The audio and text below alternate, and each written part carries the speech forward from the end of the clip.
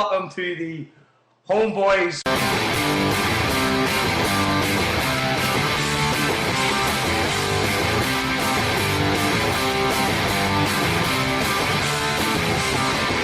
Listen, you two idiots are rattling. Come on! We're alive!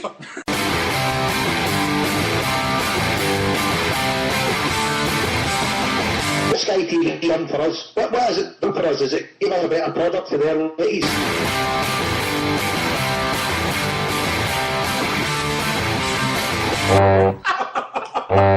That's brilliant. We've been joined by a listener.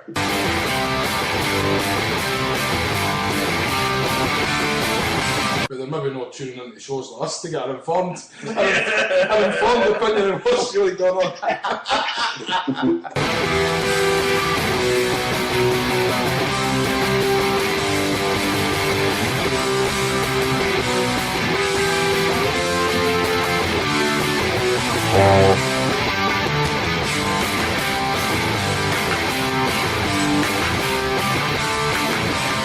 And it does me favours when the main pundits are people like Trainer and Chip Young, Keith Jackson, and all that, who are all driven by an agenda.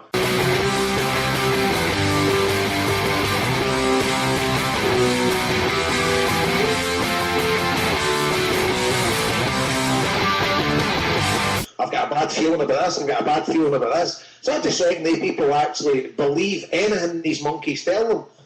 You know, it's a sad reflection on society.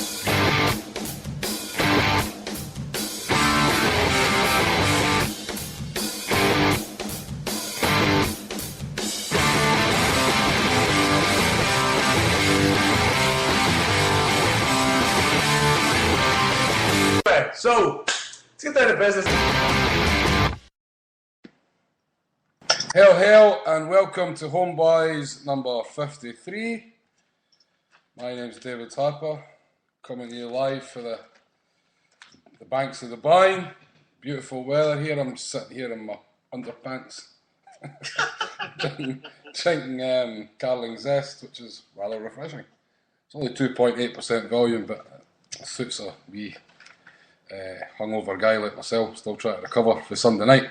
So, usual crack, just make sure the boys are loud and clear, and we'll just check and see who we've got on the line. First up, Mr. Jake Higgins.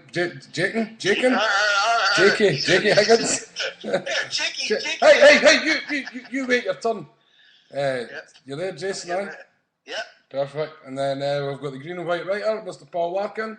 Good evening, friends. And what about you there, Joe? Good evening. You there, Joe? Joe? Are you not there? See, I've installed a swear button. That's a really bad swear button. It says comedy, low honk, which I thought suited you pretty well, so I'll have to get rid of that because I'll be doing my nut in the next 5 minutes. I've learned the error of my ways. I'm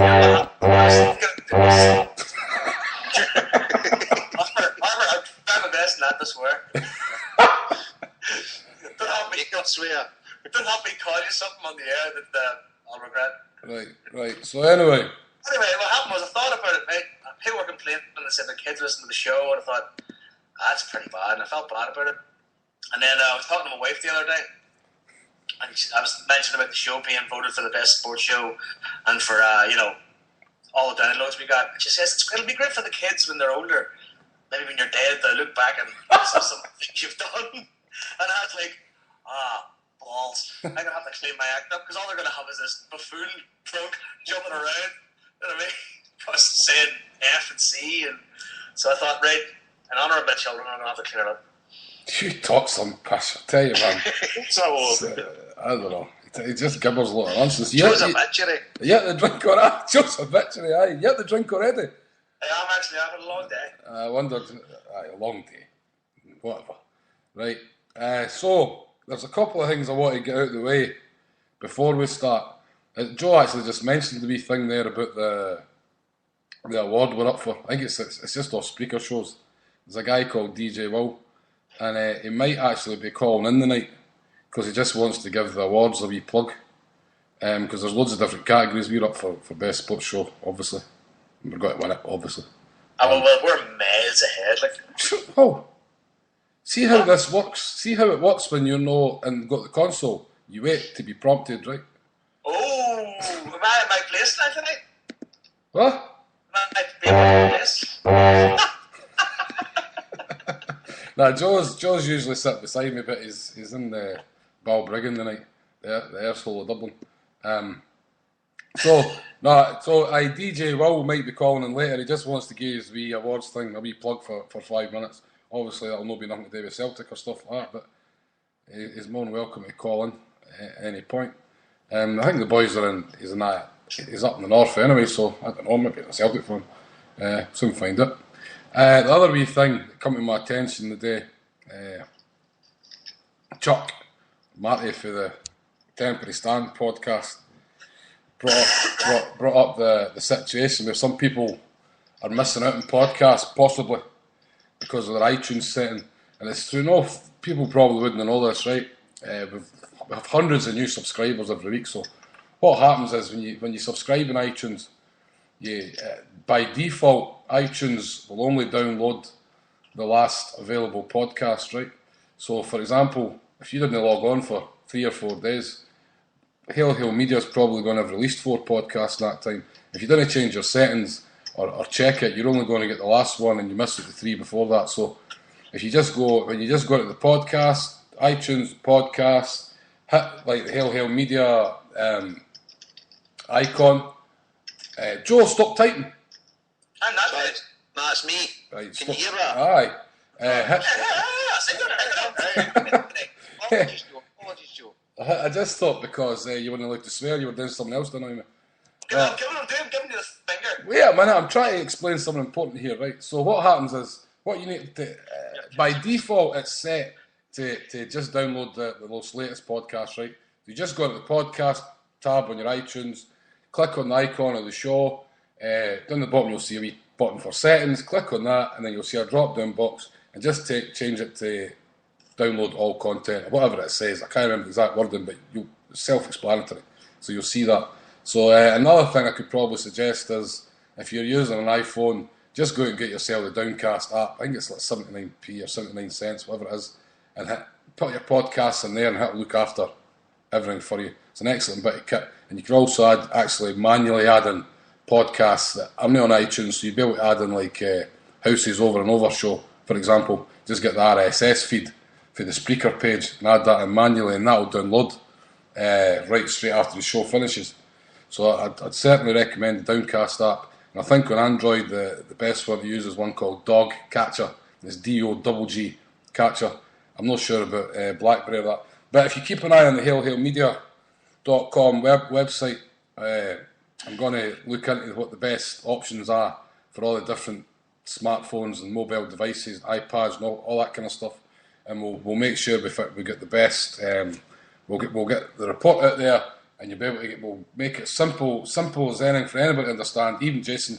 And then you'll be able to get all the shows, no problem. And of course, if you've got an iPhone or an Android, you can get the Spreaker app for free, but it hits streams rather than downloads. So depending on what your data plan, stuff like that is, that probably only really any good when you're at home with your Wi-Fi. But also, I suppose when you're out and about 3G, if you've got unlimited access data, because that also broadcasts live, and you've got the chat room there and the Spreaker app and that. So I think that kind of covers that for now. But as I say, keep an eye on the website, and we'll sort that out. Right. So, as Joe said there at the end of our wee new snazzy introduction, let's get down to business. Weekend's game, Celtic 1, Aberdeen 0.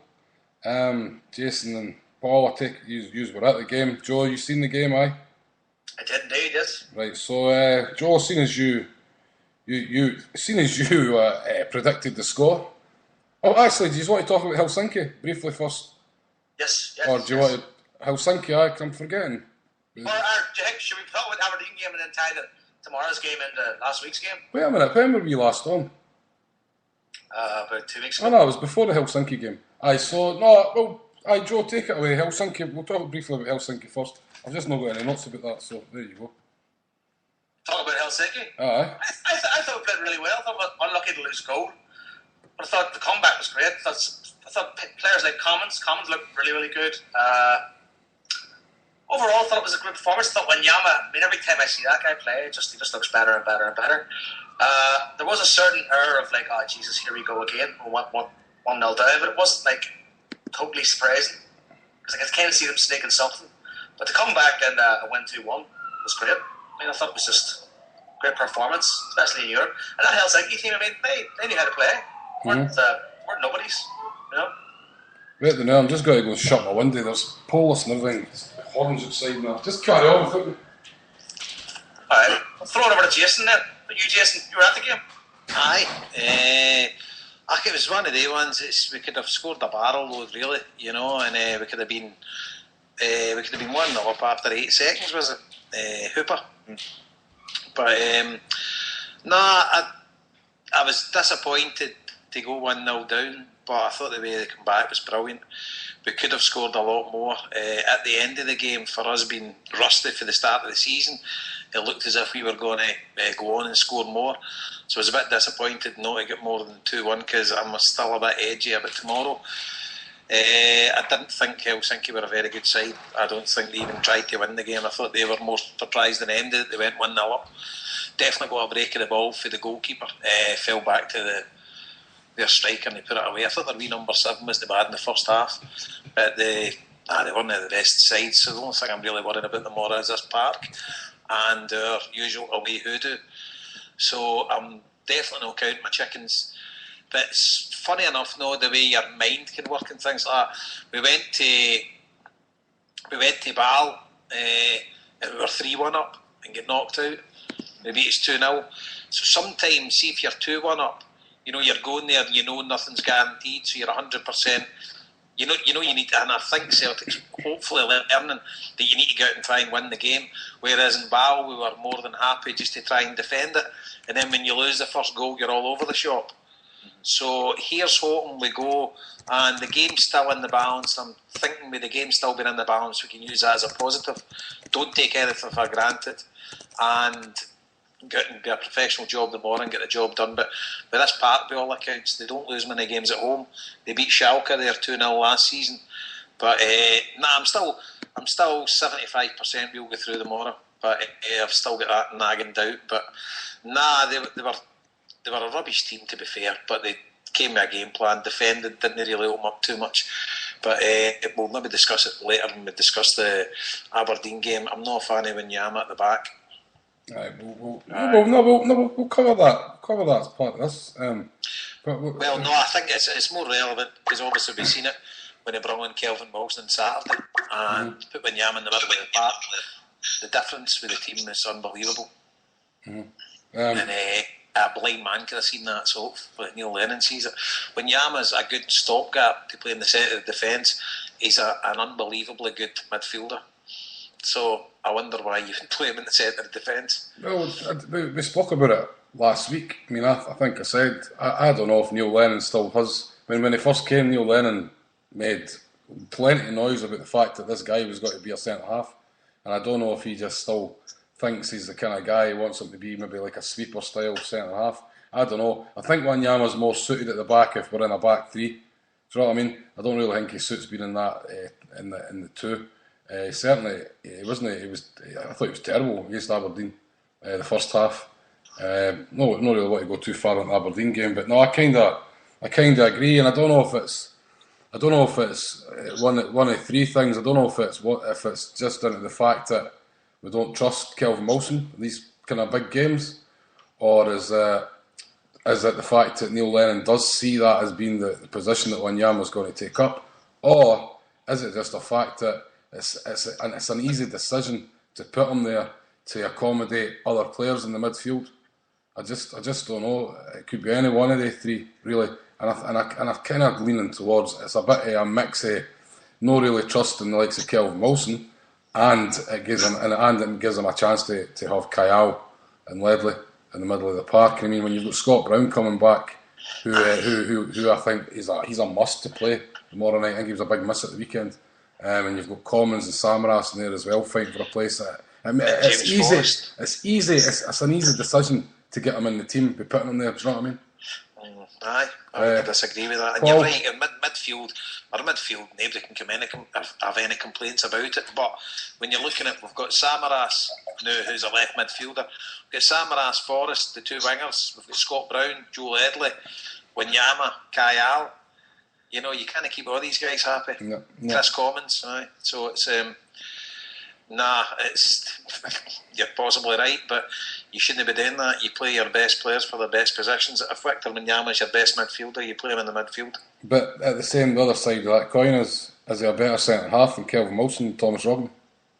I don't think he's a better centre half than Thomas Rogney. I think it's irrelevant because he's a far better midfielder than he is a defender. But what I'm saying is, in these big games in Europe, if we can't trust the central defenders we've got, is that a reason why he's getting put in there? I don't think he's a great central defender. No, I don't think there's much in it between him and them. I tend to agree with you, to be honest. I think he looks for too much time at the back, and he kind of loses concentration. And to be honest, it's something that he's going to have. If he's going to play there, he needs to learn the position. I mean, you didn't just go there and become a centre half. You didn't just go from being a great midfielder to a brilliant centre half. It's a position you need to learn, and you need to play games and get used to the guys you're playing with, and get used to the keeper. We shouldn't even be having the conversation because he's an unbelievable midfielder. Why in heaven's name would you want to play him at the defence? No, I agree with you, man. And I mean, his performance completely changed when we brought him. I think we brought him Kelvin Wilson and took off Samaras at the weekend, and he went in the midfield, and his performance completely changed because he'd been terrible up to that. Just we've been joined by, just before I go to you, Paul, we've been joined by a caller. When guys call up, they're good enough to call up, so I didn't like to leave them hanging too long. So Paul, if you can just be a wee bit patient, we'll make yourself another cup of green tea or whatever it is that you're Snake Pliskin. How you doing, boys? You alright? Aye, man. What was it you called up about? We're in the middle of chatting about the Helsinki game last week, and maybe probably looking towards the game tomorrow night. I don't know if that's what you were wanting to talk about, or if it's something else. I've got to admit, well done with the team that coming back last week. I thought it was going to go, as soon as they scored, I'm like, no again. But as soon as we kind of got ourselves together on it, I'm like, no, we played really well here. I would have liked us to have won it at 4-1. Because before this game kicked off last week, I wanted us to have a big lead to go out there. Because Celtic away from home at this time of year, the last 3 years has given me nightmares. And that's the way it is. And I hope tomorrow everything goes to plan and we get through. They didn't look a great team, but we don't look a great team when we get away from home. No. Sometimes. We didn't look a great team on Saturday either. I hardly saw most of the game on Saturday because I was away for the weekend visiting some folk up in that town up the road from where I live, and I had to go and watch it in an internet cafe eventually. The internet cafe didn't open until most of the first half was done. So I wasn't expecting too much for the game after the exertions last week in the midweek. The big problem is, and we said it last week, obviously, it's just, I mean, last Wednesday was our first competitive game of the season, and there's definitely players, of course there's some players who come into the new season flying, and you get other players that just takes them a wee while to get back into the swing of it. It takes the team a wee while to get in. I think we're notorious for being slow starters. We maybe scrape out the ones like we did at the weekend, but very rarely do we go into the opening month of the season where everybody's we're talking about sexy football and stuff like that. It's very rarity for Celtic. We're notorious for being slow starters. I think a big part of that in the past was we were always late in signing new players, but we've not really got that excuse this season because that's last season's team. Of course, the thing is for me, right? See if we win tomorrow or we get through tomorrow. It guarantees European football till Christmas in one shape or another. And that's, to me, that is the most important thing Celtic need. We might not get the Champions League, but we'll wait and see how the draws would go. Getting through guarantees you at least the Europa League group stages. And if we can go until Christmas in the right position, no seeded as a bottom seed like last year, in one of these leagues, I think we've got a chance of doing something half decent in Europe. We'll not win it, but we can do something that can excite the fans for a bit longer. Because if we're going to get games like Aberdeen Celtic at the weekend, folk are going to get bored bloody quick. I think there's another thing rests a lot on the European adventure, if you like. I mean, I don't really see us signing any players if we get knocked out of Europe. I think our whole thing relies on getting the money for a European run to buy players. See, I would actually disagree. See, what you're saying people are going to get bored of it quickly. I mean, at the end of the day, Saturday Aberdeen set their stall out brilliant, but the bottom line is I was at the edge of my seat right to the end of the game. You know, see when the goal went in, the place erupted.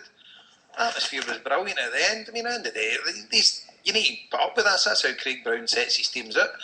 So you need to be good enough to beat them. And alright, you maybe get a bit frustrated, but 0-0, you're keeping it tight. It would have been a different story if it was 5-0. Aberdeen were all over the place, but we're one a competitive league. We're getting a wee bit ahead of ourselves, Jason. We'll come to the Aberdeen game, because there is a few things about that I want to kind of say as well.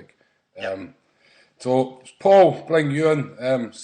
For the Helsinki game, obviously you were at the game and that. What did you think of the game, and what do you think it's going to be tomorrow night? I'd say just like what the lad said earlier, I thought we played quite well on Wednesday. You know, I think if we were a tad sharper, we would have been 4 or 5-1 easy. I agree with Jason. I saw nothing in the Helsinki team. I mean, I'd love a look at this Reykjavik team that lost 7 goals to Helsinki, because they must be absolutely garbage. Because I mean, literally, Helsinki couldn't cope with the tempo we played at. Right? I mean, they're not going to be used to that kind of tempo, especially when all the talk, you know, this show, the media, everywhere was Celtic are just getting towards fitness. We looked like a really fit team on Wednesday. You know, it certainly didn't look like the team that was, you know, well behind, like they're 19 games of the season or whatever. And I have to say, with the good will go down, I thought we could come back really well. You know, with heads didn't go down. I agree. Wanyama was a disaster at centre half. I don't think he's got the quickness he thought to play centre half. I don't think he relates to his teammates when he plays centre half. I think he's much better when he's got the game kind of behind him and in front of him instead of just in front of him, and he's thinking about it all the time, and he's not realising that, you know, there's guys that are kind of near him, and, you know, his positional sense of Mulgrew was terrible on Wednesday, and I think that's, you know, I mean, we talked about, you know, maybe presenting Kelvin Wilson, and I can understand that, but you know, he played Lustig against Inter Milan and Norwich and played quite well, and you know, he's not quoted, so I wasn't really sure on that. In regards tomorrow, I mean, I think I just agree with what Snake said in that, as well as the fact that it's us that will beat ourselves if anybody beats us. You know, it'll not be Helsinki. If we go there on the front foot, and I didn't really have any qualms about the pitch, because I know exactly the kind of pitch we're going to be playing on, because Spartans play on it, and it's grass. You know, I mean, it's grass that's used to make these pitches. And if you can play football, you can play on it. You know, it's a bit like, you know, it's an easy excuse to make. You know, like, the pitch was crap, but you know, I mean, these players they can play on anything. I think we're going in the right positive mind. I think we'll all go through. But again, I don't think the sort of European away record matters. I mean, apart from anything else, we had 2 draws away from game last season in Rennes and Udinese in the last 2 games. I think what Snake says is the key. It's the fact that at this time of the season we're always a wee bit cold, you know, and you think about things like Utrecht and Braga and, you know, Sion and stuff like that. You kind of half expect Celtic just to collapse, and that's the barrier we have to overcome, I think, to win the game. And if we do overcome that barrier, I think we'll win quite comfortably. Just small wee thing then. One of the things I was actually quite disappointed in the game Wednesday was Samaras.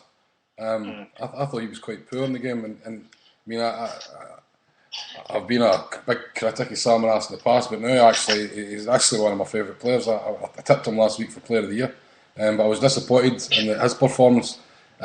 He certainly can't be caught cold. I mean, he was playing through the summer in the Euros and that, and I just feel they kind of games are set up for Samaras. And I thought he was quite poor, and I thought Izagiri was poor as well. And yet again, the weekend, Izagiri was poor. I think the problem Izagiri's got at the minute, and I was going to talk about this Aberdeen game, but it was kind of the same performance against Helsinki. I think with Samaras in the team, And I'm I've seen other people saying that he wasn't getting forward enough, and I kind of disagree with that. I think he's getting caught up the park too much, caught out of position, and I think Izagiri needs to build his confidence up a wee bit, and I think he should start by just being a defender first and foremost, because when he has Samaras playing in front of him there, right, Samaras has got a tendency to hold on to the ball, right, and Izagiri's overlapped him a few times, right. I noticed. And Samaras will not release him. Samaras will go the other way, come inside, maybe use him as a decoy if you like. If Samaras loses the ball, suddenly Izagiri's caught up the park. I think we got caught with that a few times the first half of the weekend. Niall McGinn exposed us a few times. Thankfully, it never came to anything. But I think that's what happened. That's kind of what happened with the goal against Helsinki. Izagiri was caught up the park, and I just feel at the minute with the players that we have back in the team, like Samaras and Commons. The creativity that they give us, right? I think Izagiri, just coming back for a long way off, he's not played a lot of football. I just think for his own sake and his confidence sake, he'd be better just concentrating on being a defender, first and foremost, and being a wee bit more conservative with his attacking. Of course, you don't know what he's getting told for the coaches and that. Like, he's obviously getting told what to do, but I just feel that that's a wee problem at the minute. As much as the game goes tomorrow night, it's a hard one to tell. I don't know. It's hard to second guess Neil Lennon for his selection. I don't know if we're going to go kind of 4-4-2. Probably be more like 4-5-1, which is kind of our favoured setup in Europe going away.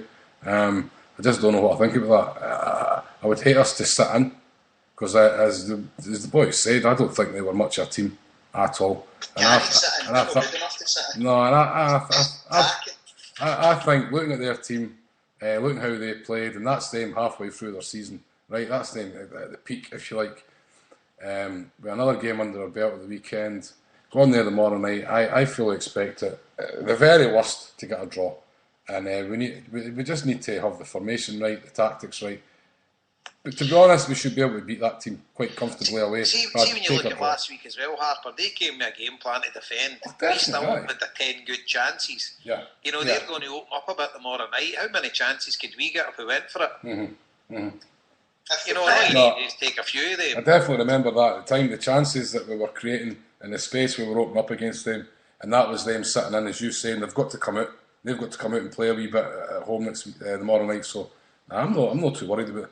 I'm worried because you're always worried, but at the end of the day, I fully expect us to be going into the next round in Europe. Yeah, Harper, I understand what you're saying about Izagiri, but as well, I think Izagiri is maybe suffering from the fact that he's playing the opposite side from Adam Matthews, who's just been out of his skin, I think.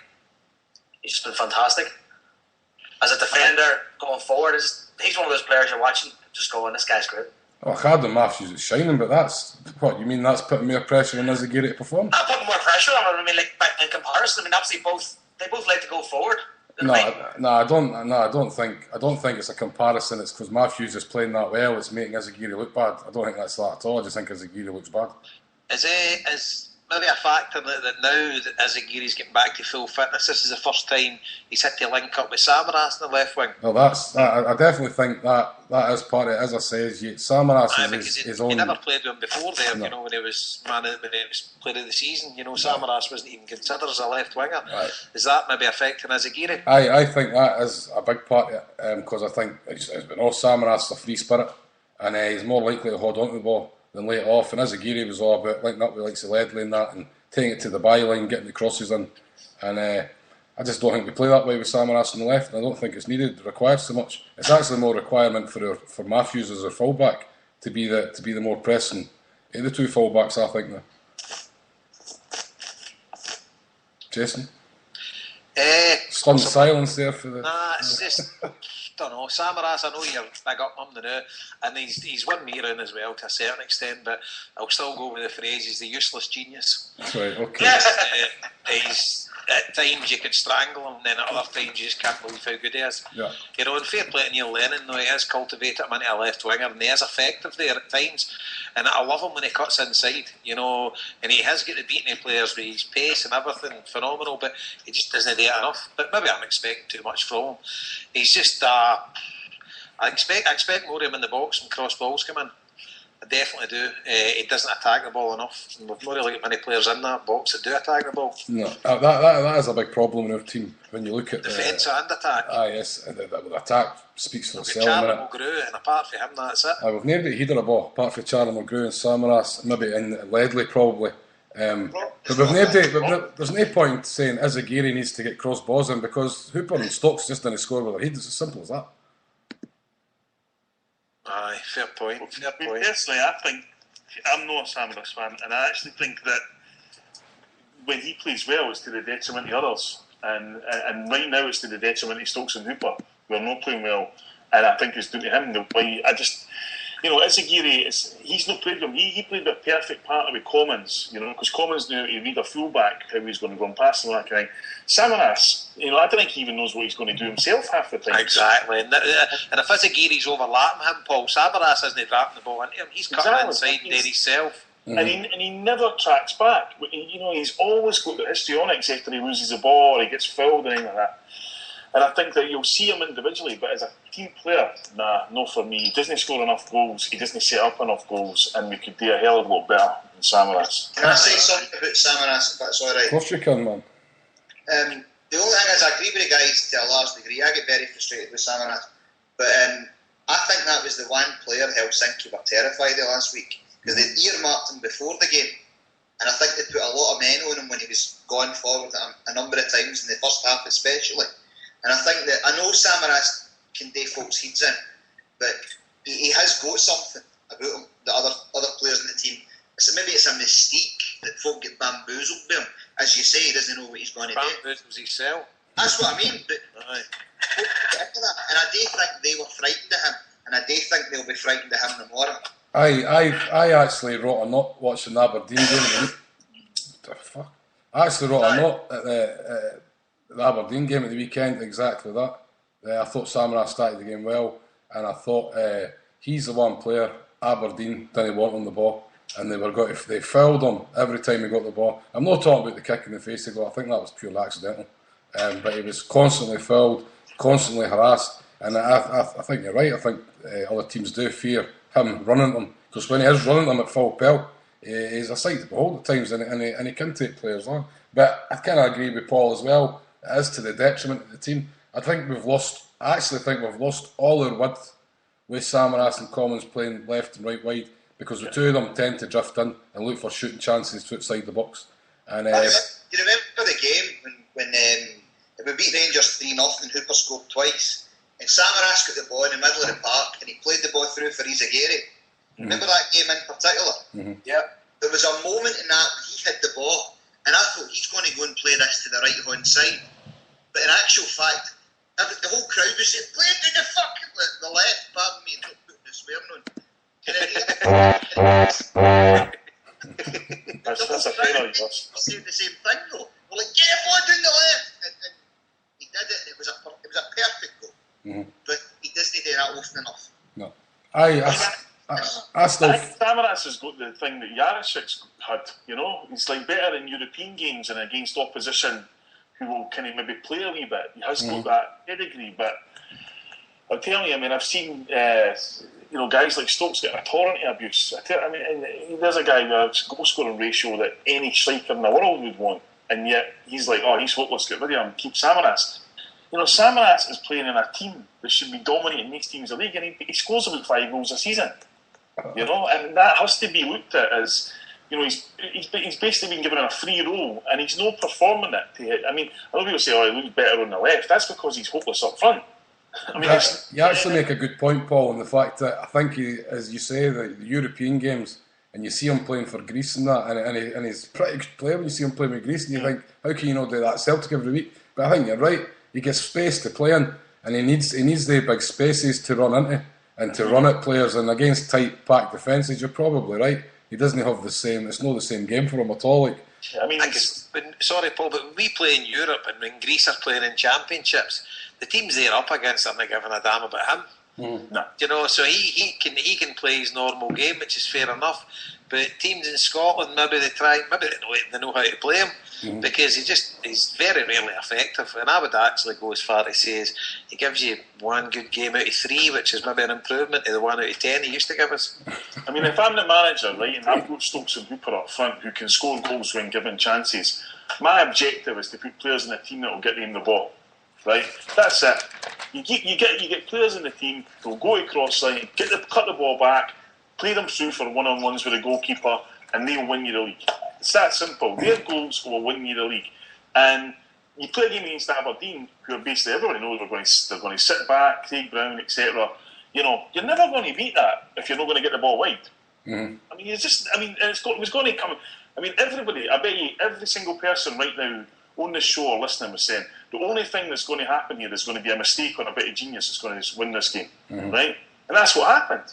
You know, you've got to get the ball wide, and if, as Jason said, and Harper as well, Commons cutting in, Samaras, you can't have 2 guys cutting in because you start bordering on the Gordon Strachan tactics, and by the end of probably season 3 Strachan, teams worked out how to play against that. Because if teams are packing their midfield and defence, and if you're cutting in, it's a very, very, very narrow playing surface then, and that does us no favours. So we're kind of creeping into the Aberdeen game. I think we're trying to get to it because Helsinki seemed that far away. So we'll just get a quick prediction. Joe's 2 for 2 with his predictions. I hope he had money on the bookies. So Joe, you can start us off. What scoreline do you fancy tomorrow night, Helsinki Celtic? I fancy a 1-1. 1-1. Draw. I'll tell you what, I've got 1-1 written under my name as well, so that's what I'm going for. Jason? 3-1 Celtic. 3-1 Celtic. And Paul? I'm going to say 2-1 Celtic. 2-1 Celtic. And Snake, seeing as you're there, we'll get your prediction. 5? I'm going to go because I need to. Sorry? Did you say 5?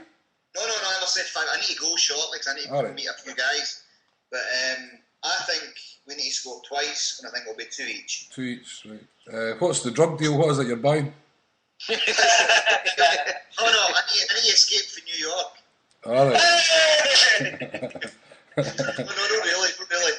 I need to go escape to the Baba pub that she's just down the road to me and meet my mates because I haven't seen them for a week because I was away for a week and I'm back again, diving all over the place. You guys should come to Slovakia. I hope you do one day.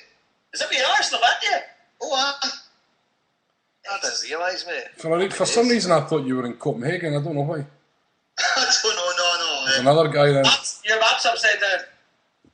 Sorry? Your map, Harper's map is upside down. I think you were in or something. No, you should all come out here. It's fantastic here, honestly. I like Been there for me. I've been here for. Well, I've been here now for almost 5 years, right? Mm-hmm. And That's mad because I'm usually really good with accents. I can't believe I never picked it up.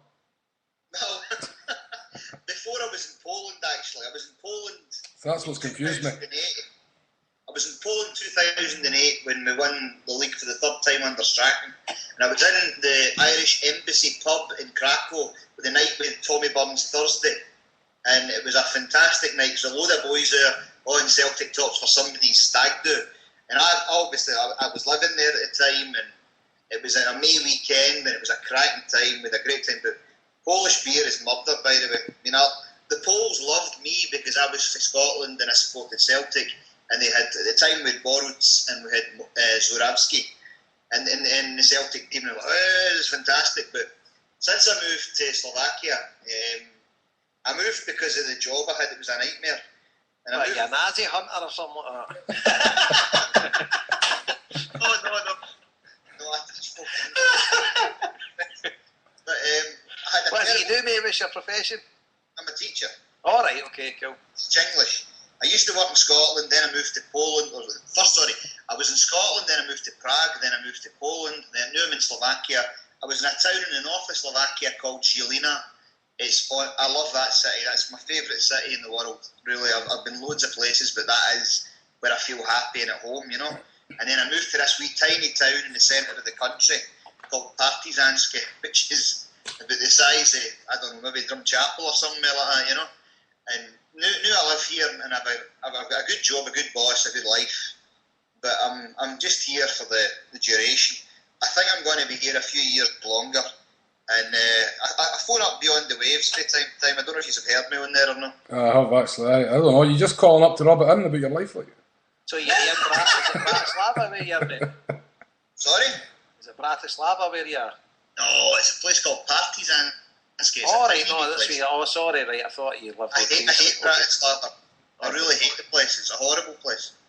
It's a big bloody office, and everything's too expensive. But once you get outside Bratislava, it's a beautiful country. And it's lovely people, cracking beer for a cheap price if you like your drink. Oh, definitely. We ran a couple of buses for Prague to Teplice when Celtic played there on the Czech-German border. That was what you couldn't spend money there. Aye. You know, I thought just very similar. But I live about an hour away from Nitra, and Nitra is where Lubo Moravcik lives. Mm-hmm. Right, okay. Lovely. Aye, and I'll tell you a wee story about that. This is maybe you might find this interesting. You might know. But a year or two ago, I was in Nitra just out for a night out, having a laugh and that. One of my pals lives there, and I went into this pub, and this lassie started talking to me with a Scottish accent, and I'm like, "Who are you?" And she's like, "Well, I used to live in Scotland, I'm Slovak, but I used to live in Scotland, but my dad played for Celtic." I said, "Who's your dad?" And she said, "It's Lubo Moravcik." No way. Seriously. How old was she? She was about 18. So how did you get on then? But here's how it gets better, the story, right? So I says to her, "Is your dad in Nitra this weekend?" And she said, "Yeah." I said, "Is there any possibility you could call him and ask if we could meet him?" And she said, "Aye, all right, no bother." So she basically sent him a message, and she sent me his phone number the next day. So I called him up and I said, "Hello, Lubo," and he's like, "Yeah, who's this?" "I met your daughter yesterday. Is there any chance I can meet you today? Because she said you were okay to meet." I said, "Yeah, sure, okay. Where will you be?" And I said, "Okay, I'm going to be at this place at this time, blah, blah, blah." And he said, "Okay, if I'm free, I'll be there at the time." And I waited, and he never came. Oh, no. Hey. But then People stood you up. he did. And then the next day I phoned him to my house when I got back home, and I said, "Look, I'm not mental or anything Wayne's World style, but is there a chance that I can meet you in the future? 'Cause I live in Partizanski, which is close to Nitra." And he said, No, it's okay. If you come again, just send me an SMS and we can meet." But I've never had the balls to send him an SMS. I think he wasn't too pleased that I phoned him again. Yeah, give me his number, I'll give him a message. I can't. I don't know if it's still his number. I don't know if it's still his number, because he might have changed it for now. We're talking 2 years ago now. You know? You should have just made up a better ending to that story. Like you gave when he came to me. You tell me in the right one, Limbo story, Peter. Aye, but I I was definitely. waiting to have gone somewhere with his daughter. I definitely. I went out with his daughter and her pals, and we went to one of the local nightclubs. A bit of fun with him. That was it. She was a wee lassie compared to me. But remember his boy was playing for Celtic. That's right, aye. Something's or other. The boy's apartment, she told me that her brother is studying in Dundee, apparently. And she wants to go and study in Scotland, you know. My mate's in the list number one. They've met him before. He's tied up with him a few times. There's a guy in Dundee's really pally with him. So that would make sense. Mm-hmm. You know, I mean, when he spoke to me on the phone, he was a lovely man. But he's a busy guy, you know what I mean? And he apparently, there's an Irish pub in Nitra called the Irish Times. And whenever I go to Nitra, I get in there, and a lot of guys meet me and they say, "Aye, Lubo was in last week, or Lubo was in a few hours ago," and I'm like, bloody great. Well, I see. It's like he's trying to avoid you. I think he is, Limbo was just here, you had to recover and he fucked up. Maybe he was in the Nazi party and he heard about you. see what we'll do. If he ever calls up HomeBhoys, we'll just hang up on him, right? Aye, we'll get him back for you, don't worry, Snake. I might send that particular phone number an SMS and ask him, could he come on to one of these shows, this one or Beyond the Waves or something? Because I know that it would make a lot of people's day if I could get him, but I don't think I can get him. A few other guys who work round about me say they know him, and they've always said, I will set you up with a meeting, but nothing's ever came of it. We used to have a support. Same as daughter, I'll give you an email address. Well, I've not spoke to the daughter in 2 years. I don't know anything about where she is or whatever, you know. But I says to some of my pals, I can't tell folk about this. But now that I've ever met him, probably can. But I says to one of my pals, I've got Logan Moravchik's phone number on my phone. And folk are like, really? Like, aye. And it's pretty cool to say you've got like the second most popular Celtic player in the last 20 years phone number in your phone. I know Paul Larkin's got everybody's phone number on his phone because he's such a wonderful writer and he's met Henrik and all that, and I loved your stuff, Paul. Wonderful stories, absolutely fantastic. Thank you. Made them all up, don't worry about it. I've got a funny feeling he was going to have a story about Libo in the next book. See, as an ordinary fan, just to say I've got this guy's phone number on my phone, and everywhere you go in Slovakia, when you say you're from Glasgow, they say Celtic Glasgow, Alibor Glasgow Rangers, and they go Celtic Glasgow, and then they go, hey, Moravchik. I get free cinema tickets once because I said I knew Lubo Moravchik. We actually had a bus. Our supporters bus was the Telekutri Moravchik CSC, also known as the Lubos, and he actually we were at the gala dinner. Remember at the gala dinner in the Hilton? Was it the Hilton? One of the big hotels in Glasgow anyway for Lubo when he left, and he went away with one of our polo shirts. So quite happy with that. So Snake, cheers for calling in, man. We're going to move on and have a wee chat about the Aberdeen game and maybe try and get another couple of callers on, man. No bother, boys. Listen, I'll call again in the future, but I need to go out and see these guys. Aye. Best of luck for everything tomorrow, please. Keep an eye out for around. undercover polos tonight, right? Oh, don't worry, I'll be alright. Take it easy, man. See you later, bye-bye. Cheers. So, if you're listening away there, and maybe you're listening in for the first time, if anybody wants to call in like Snake did there, just add HomeBhoys on Skype. I'll accept your... I should have said this at the start. I'm usually giving Joe a row for this. But if you add HomeBhoys on Skype, we'll accept your friend request. And you can call in whenever you want. Just butt in. And if you're a hun, we'll just probably laugh at you. Something else I was going to say there. All 100 Ibrox today. Did you see the pictures, no? No. Oh, it's packed. What's that crowd? It's about 400. They sold about 22,000 tickets or something I was reading. Did you get that joke? Did you get that joke I posted? Great news for Sevco tonight. East 5's prolific striker's out tonight because he's back shift.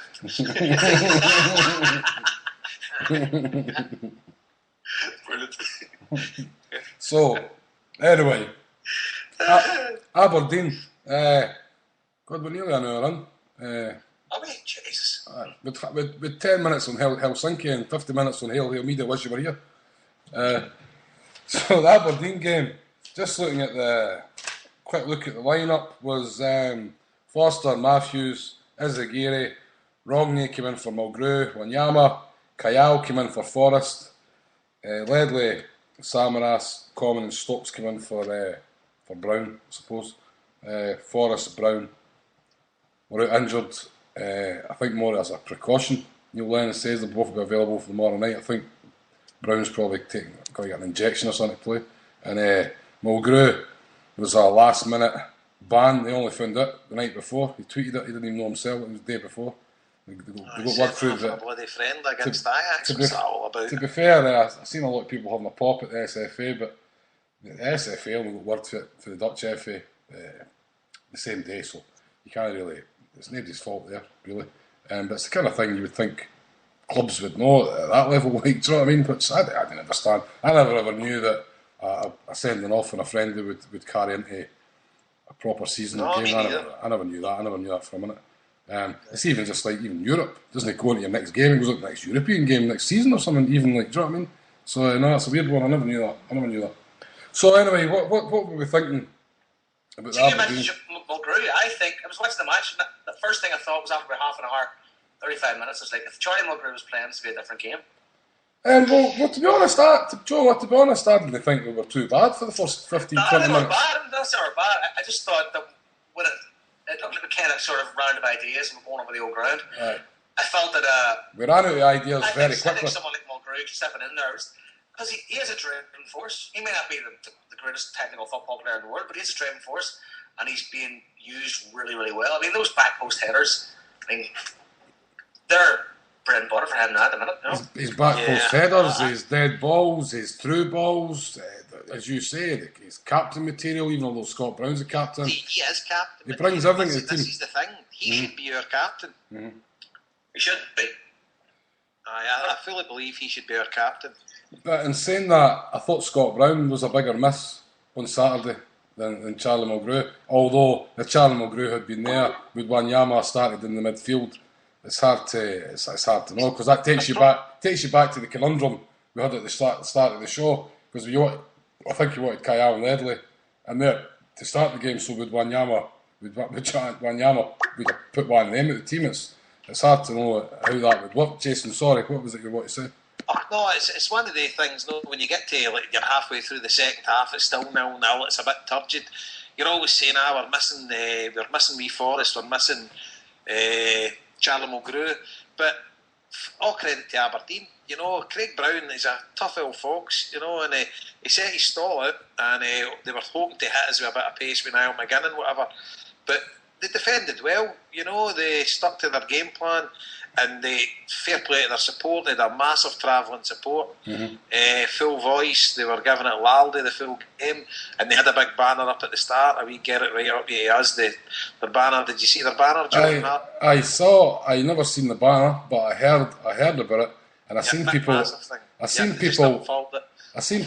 tweeting about it, right? Saying I actually seen a couple of people saying, and one person particularly said, "Fair play to Aberdeen, bringing down a big support, asking for more tickets, then completely let themselves down with the banner."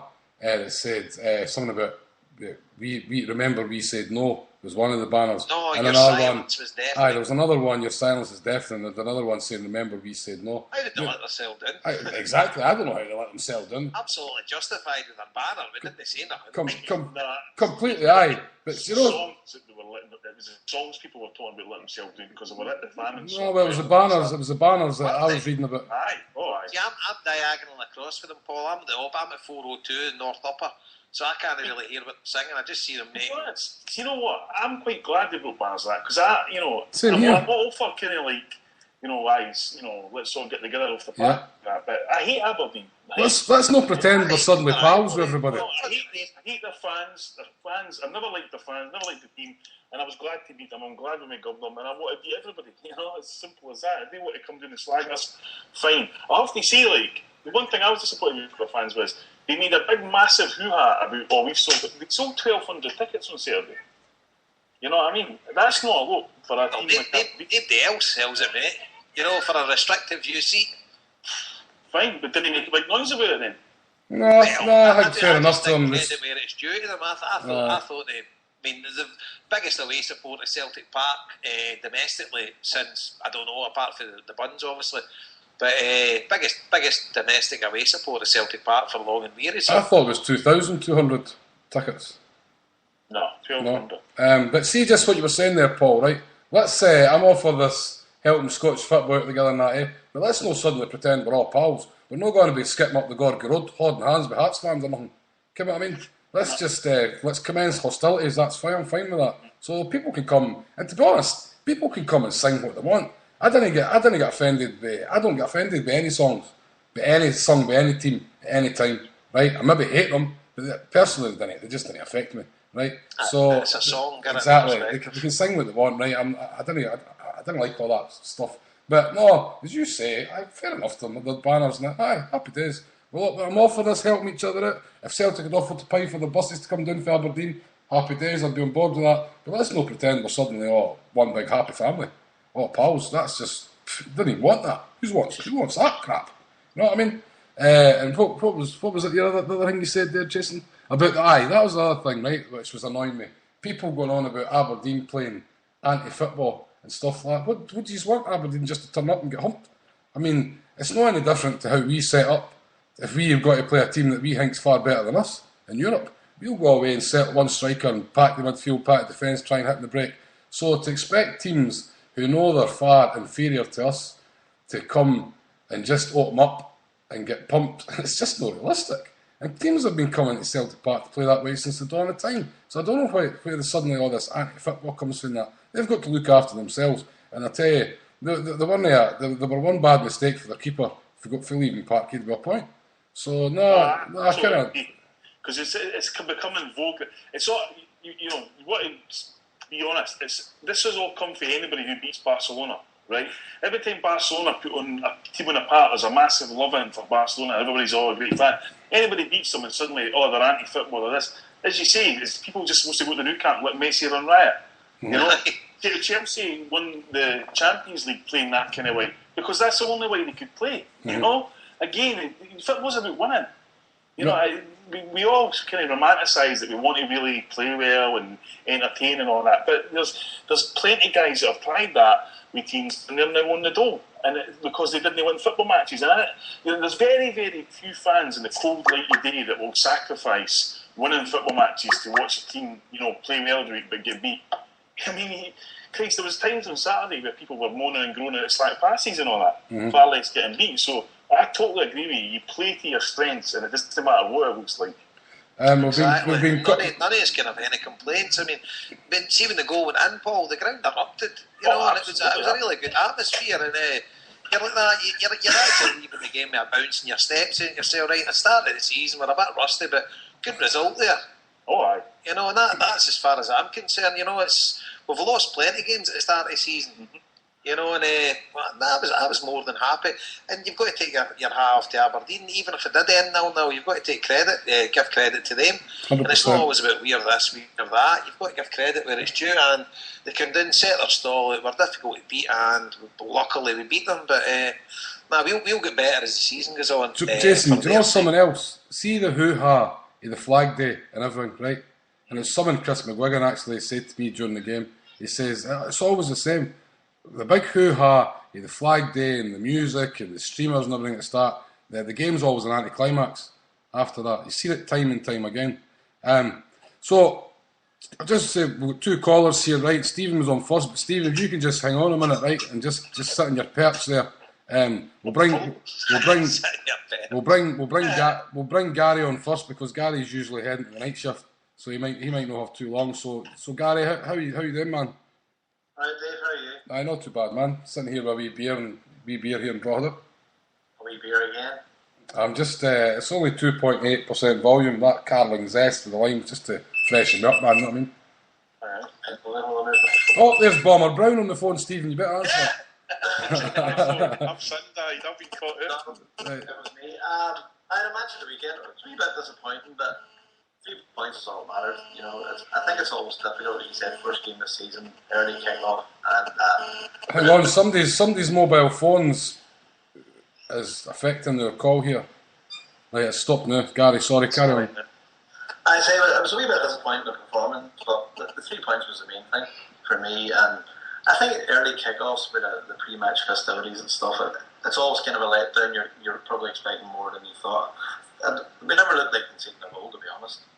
And the longer the game went on, we did struggle and took a bit of a fluky goal to win it. But you're confident enough we were going to win, and although we left the goal late enough. But I think we were missing the drive of Brown and Forrest in particular. Definitely. You know, we were very one-dimensional, and Aberdeen packed the middle of the pitch and were forcing us to play through the middle where they just had numbers. Gary, we seem to run out of ideas pretty quick. I mean, I think the first 20 minutes I thought Kyle looked brilliant the first 15-20 minutes.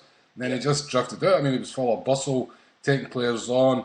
He brought down a couple of times. Your man should have got booked for the first one, by the way. But we just suddenly found that if it wasn't going to be a long-range shot for Commons, there just wasn't much creativity. And I'll tell you, for as much as people talk about Paddy McCourt and he doesn't offer anything to the team, I thought when Paddy McCourt came on, it completely changed the game for us. And not so much because Paddy done anything outstanding, but it seemed to give the team a lift when he came on. It certainly gave the crowd a lift, and I think the whole atmosphere around the game, on the pitch and off in the stands, changed when Paddy came on. And he did have a couple of 2 or 3 wee runs that didn't quite come off, but it suddenly gave Aberdeen something completely new to think about, whereas the game had been pretty easy for them up to that stage. And it wasn't long after that the goal came. I know it came for a kind of lucky situation, but I thought we looked like we would score again after we got the goal, and I think a big part of that was Paddy McCourt coming on. I don't know what you think about that, like. I think McCourt made a big difference when he did come on. He's very composed on the ball. Mm-hmm. But I didn't actually see, because we were late into the ground, I didn't see who was on the bench. But I was screaming, I don't even know who was on the bench for young Tony Watt to come on. So I thought that game was made for him. You know, we were struggling up front, and I think it was Darryl Murphy for one, wasn't it? Yeah, I thought, actually, to be fair to Murphy, I thought he'd done all right when he come on. He did do all right. He done all right. He didn't do anything special, but he done all right. But you're right. When Paddy came on, it gave the crowd a lift, and we needed a spark, because you hit the nail on the head there, Gary. When you're playing through a packed midfield, and when it's pulling Stokes and it's pulling Stokes and Hooper, when they're falling deep to try and get the ball, you're bothered, because the two of them penalty box strikers, when they're coming out deep to try and pick the ball up, then there's nobody up front, and it was just, and then the wild free spirit Samaras is all over the place, so it just wasn't happening for us. So we needed a wee bit of luck. Samaras was a bit disappointing too, a bit frustrating too, because I was coming on the boat and Tony Stokes was getting dogs abuse. I thought Stokes done what he could. You know, he never hit. He showed for every ball. He put in a hell of a lot of effort. Of the two forwards, I thought Hooper was. He wasn't any worse than Hooper, and Hooper's not kicked the ball really. He scored against Helsinki, but that's about all he's done this season. But I think the two of them, I don't know. I would like a freshen up with the two of them up front. I don't know. See that what you're talking about there though, Jason, about them drop them off deep. Hooper's need to just forget that, right? They need to just tell Hooper, just you stay on the last defender, because Hooper, Stokes to a certain extent can do it, right? In the first half, I thought Stokes actually done, his ball retention was quite good. When he dropped back, he held the ball right. Hooper just can't play that game. Hooper is a predator striker. He's a penalty box striker, playing on the last man. He doesn't do work outside the box. It just doesn't work for him. Stokes can do it to a certain extent, but first half I thought Stokes was all right in the sense that he wasn't getting any service, so he was coming back trying to make it work. He held the ball no bad, but the second half of Stokes was probably, and I'm a big Stokes fan, I thought it was probably as poor as I've seen him in a Celtic jersey. I've actually got two notes here, and all I've got written next to Stokes is brutal, and then Hooper underneath I've wrote no much better, and I think that kind of sums the two of them up, and it's a bit of worry, because I think Hooper is the kind of guy it'll take time to get the match swing of things, and he will still get the odd goal because he's a predator, but there's just there's no fluidity between the two of them. There used to be a sort of kind of 1-2s, kind of specialists working together, and I don't know if that's because, like you said, one of them's coming deep all the time, and it's probably a lot to do with the fact we're just not getting any width. You know what I mean? So they're starved, and they're coming deep looking for the ball, and it's affecting their game. And the thing about Hooper is, Hooper plays, not just Hooper and Stokes, they both play well when the other one plays well, if you know what I mean. It's like, never one plays well and the other one doesn't. They're either both good or they're both bad, because I think they rely on each other so much. They're both kind of partner players, if you know what I mean. They need somebody to be playing with them, playing well, to play off, like. And it's a big problem at the minute. So, I thought we really missed James Forrest. You know, missed Forrest when he was on the form before he got injured towards the end of last season. Mm-hmm. You only really appreciated how good he was when he wasn't there. Because what he does offer you in terms of retaining the ball and getting crosses in, and that, I really, really missed him at the weekend, you know. There just wasn't any drive. There was no drive at all at the weekend. Not at all. Absolutely nothing. So, Stephen, you've been hanging a bit there. So I'll just bring you in, man. What's your crack? What you saying? What's happening? Just about the Aberdeen game that you said on Saturday. Once again, I believe the guy who will be player of the year if we don't see him. I think the game totally changed when Yama was moved into the midfield. The main reason I'll say that is when he chased the ball, kicked it, ran 20 yards and retrieved the ball. Not many players in Scotland have been able to do that in the last 15 years. McStay, Gascoigne, maybe Petrov at their best, which pushed a very negative Craig Brown team further back 10 yards. I mean, I'm not being negative about guys like McCourt, but to me, good for a sing-song, but he's a mascot. What's he on a week? $5,000, $6,000? Nah, that's completely unfair. He's not a mascot. I'm just telling you, he came on and changed the game at the weekend, so how can he be a mascot? Well, no, but in my... I mean, the Celtic squad at the moment, we need a striker, maybe accept. I mean, look at Eric Kuzlet, released at Portsmouth. He's been back to playing in Norway. Probably alright, the Scottish League's a better standard. But wait a minute, what has that got to do with Paddy McCourt? I just feel there's guys like Darryl Murphy, Paddy McCourt. There's too many guys like Samaras as well, included. But they're just, I don't know, if I want to take the team forward, I'd rather have a living rubbish Jack. is what you want to say. That's what you want to say, eh? You just want to say they're rubbish. You get back out in that boat out to the Gulf and geese peace. Listen, I tell you what, Stephen, I totally agree with you. I honestly, McCourt was rubbish on Saturday. I thought McCourt did what he did. He came on the pitch and he G'd the crowd up. But honestly, I thought he did nothing. Well, you need to go back and have another look at the game then. Paddy McCourt is a great player, and I firmly believe he's an enigma, but he's not as big an enigma as Samaras. What you mean, Stephen, is Victor Wanyama is an unbelievably quality midfield player. You know, and there's guys sitting around the ground, and alright, he may not be happy, but he goes back and plays centre half. And I believe Neil Lennon has got to, as I said about last season as well, you've got to have Wanyama in the midfield, and it's up to Aberdeen to play against us. Kelvin Wilson's not a great player, but surely if Kelvin Wilson's playing at centre half, Wanyama's in the midfield, how much is going to get to Kelvin Wilson? Exactly. The most important part of your team's your midfield. They support the defence and they support the forwards and they control the game. Basically, you've got without a doubt, in my mind, you've got the best midfield player in Scotland playing at centre half. Mm-hmm. You know, it doesn't make any sense. As Davey says, Kyle had a great 20 minutes, but we're not going to get, exceptionally this season, we're not going to get any protection off referees. So 20 minutes, Kyle gets a couple of wallops, that's him out the game. But is he no fasting as well? Is he no in the No, you can get dispensation against it. I know Olympians are allowed to. You're only allowed, you can eat at night when I walked out there. Ramadan? Stephen, you want to hang up and try calling back because you're breaking up quite a lot there, man. No problem at all. We're trying to call back. Sorry about that. Right, just call back, man. Right, just to Joe and Paul. I really honestly think you need to go back and watch a rerun of that game because Joe, you sound like a guy who you've always been against McCourt, and you sound like a guy. Whoa! Let me finish. Let me finish.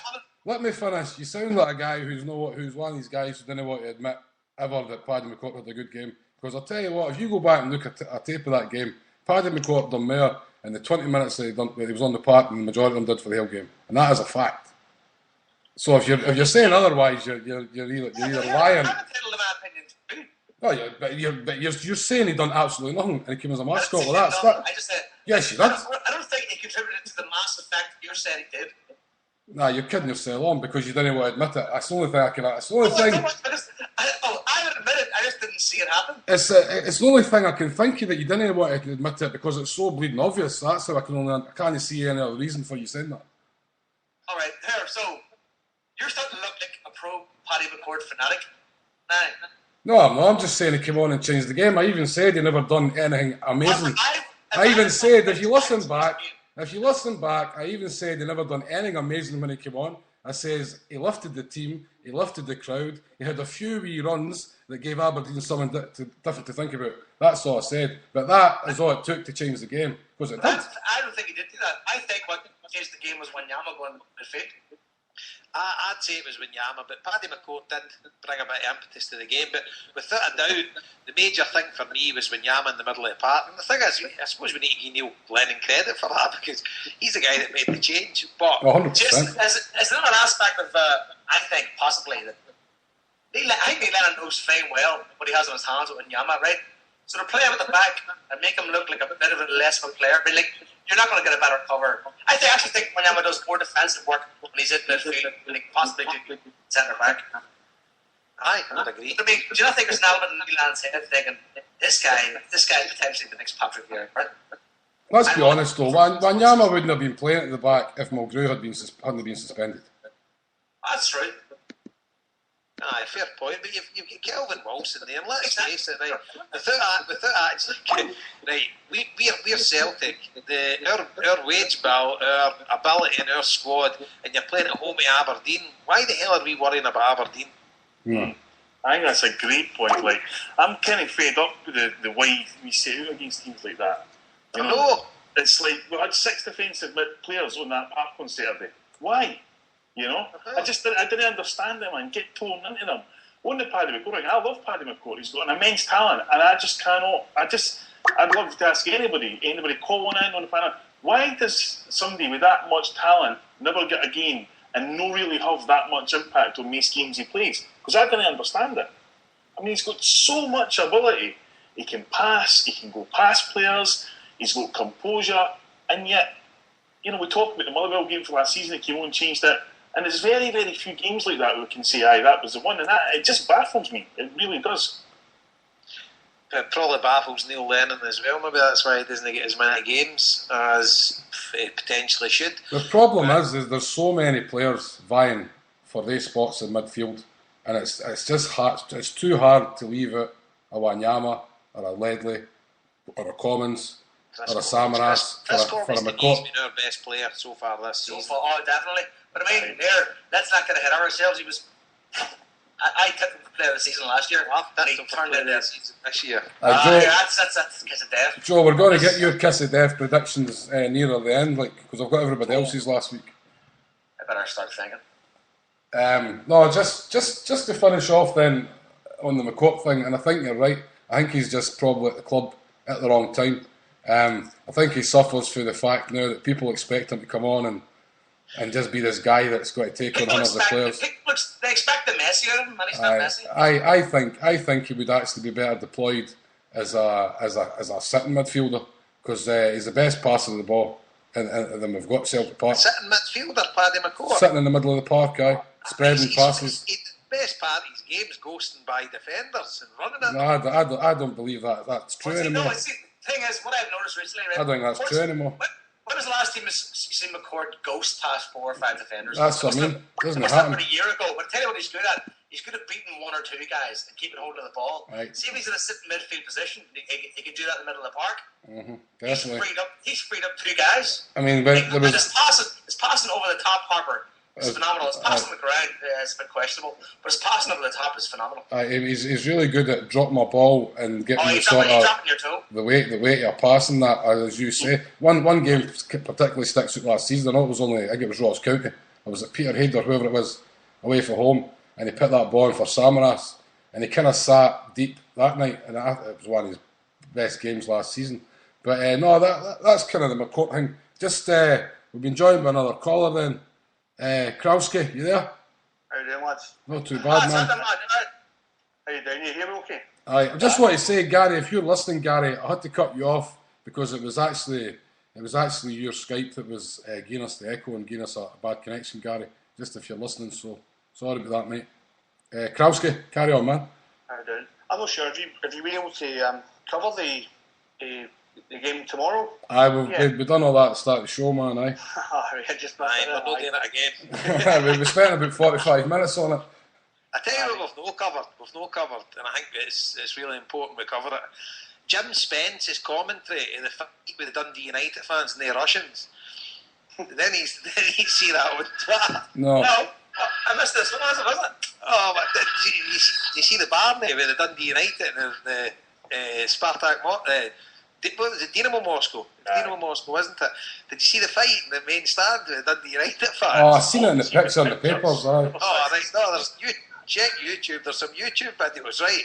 There's a big boy with a suit and tie with a Dundee United fan, and he's getting melted into these Russians. But Jim Spence is saying, and I must admit here, the United fans are giving as good as they're getting. And then he says, there's a United fan pummeling a Russian here. They had the madness in the eyes. They were trying to get up the stairs. But the big boy, the boys came out and said he was at a funeral all day and he was drinking. But this big United fan was getting fired right into them. Spence was losing the bag, but the UEFA's come out and said they're going to get charged with it today. I think they've been hit with 2 charges, United. They've been hit with 2 charges. But I think Spence had said something like that it was the corporate section as well. It was the actual corporate section. Russians coming up the stairs, no for that fair play, but at the bottom. And the United fans were lit fire mounting them. But do we throw back to the 80s, you know? we're trying to get football back to the 80s, obviously. The buns are out the league, and they were brutal back then anyway, so we're trying to get it back with the new Fareham, Aberdeen, Dundee United, and stuff like that. So that was Dundee United putting their wee tuppence worth in there. How do you think the other teams will do then? I think obviously Motherwell, that's in part to it, isn't it? Do you think United will get anything in Russia? I think they'll score. I want better. See, seriously, did any of you watch Sports Scene on Sunday night? Did you see the Dundee United game at the end? Mm-hmm. Aye, it was good. Good, were they? You know, right, it's a bad Hibs team they're playing. But that Gary Mackay-Stevens and that Johnny Russell, my God, they would walk into our team. Johnny Russell, they're no danger, man. You must be joking. You don't think? No, come on. I mean, they're playing against the worst team in the SPL's seen in years, man. They're decent players, but I mean, you're talking about we can't get Paddy McCourt in the team, now we can get Johnny Russell and Gary Mackay in the team. Besides John Daly and all. I think he's no John Day. That Mackay-Stevens and Johnny Russell are two of the best players in Scotland now. I don't think they offer much better than what we have, to be honest. Like they're decent players, but they would only be squad players. And I, as we said last week, I'm into us buying young players and developing them. But at the minute, if we're wanting specific players to buy, that's more the style. I think on HomeBhoys, Mackay-Stevens and Johnny Russell will both go to the top. Oh, no, nobody's doubting that, but do they offer anything better than what we've got now? To be honest though, let's be honest. Like. It's like Paul. This is the Derek Ryan syndrome. Yeah. I think so a wee bit as well, No, on both sides. You know what I mean? We tend to look at every star in other Scottish teams possibly coming to our team and being the next Derek Ryan. You know what I mean? I reckon Ramsey's a far better player than ever they two ever were. I think we look too much at players in other Scottish teams and think they'll be brilliant. When if our own youths were playing at the teams, we would think they were brilliant. Nah, I disagree. That Johnny Russell, Mackay-Stevens even more so. I think the two of them are class. I think Tony Watt would be starting every week if he was at a Motherwell or something like that, and I think he'd look brilliant, and we would want to buy Tony Watt. I honestly believe that. And I've only seen him a handful of times. Dundee United, I think they're a good side to watch. So I think they'll be runners up. I think they'll be runners up in the league. I agree with you. I think they're good players. I just don't think that they're much better than what they have. I don't see Johnny Russell as being any different for Stokes and Hooper, to be honest with you. I think Johnny Russell's he's probably a bit of a messier player, but I mean he's the fire in him. He's a real fire, and he's a determined player. You can see it in him. You know what I mean? And I love guys like that. It's great. And that Mackay-Stevens, what a left peg he's got. He's a great player. Like, but I just don't know. I just didn't see where they. When we're only talking about we've got a limited budget, right, to buy players, and I think we need to buy players and that really improves the team. And I don't see those two guys. I think we need to buy first team players if we've only got limits on what we can buy. And I don't think they're automatic first team players. No, not by a long shot. We need to buy one really good striker to push Hooper and Stokes. Mm-hmm. We need to buy one top class central defender, just for the sake that we need it. I don't think anybody will disagree with that, but I think the striker we buy. That's all. I think the striker we buy has to be a kind of different option though to what we have. But do you know what I mean? It's got to be, and I know it sounds like because we've been saying it so long, but I really want us to get a Chris Sutton type, that kind of style player. Obviously, we're not going to get. Obviously, well, a Darryl Murphy. Some used to go in the box. A Darryl Murphy type. A good Darryl Murphy. A good Darryl Murphy. That type though, that's why Darryl Murphy was bought. Let's not kid ourselves on. But it's just not worked out. We need that style of player, I think, but better than what we've got. Well, perhaps Darryl Murphy is getting Chris Sutton's Chelsea season at Celtic. Well, the next thing he plays for, he just score goals galore. I think he done all right when he came on. He's not as bad a player as people are trying to make out. I think he's a better player than Bangura. Just got feeling, but he's definitely not the answer at Celtic. By all accounts, Ipswich were wanting to sign him, but they didn't have the money. Mm-hmm.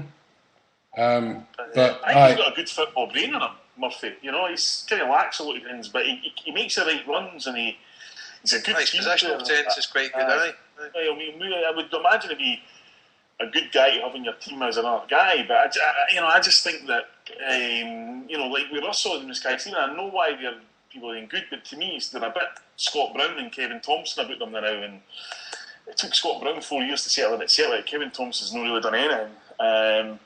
We need to look beyond that. It's a lot harder to play for Celtic than it is for Dundee United, you know. But the thing is, well, Paul, I'm not saying we should go out and sign them, because, see, we want a competitive league as well. If Celtic go out and sign any good player for any other team in Scotland, okay, you're investing the money back in Scottish football, fair enough.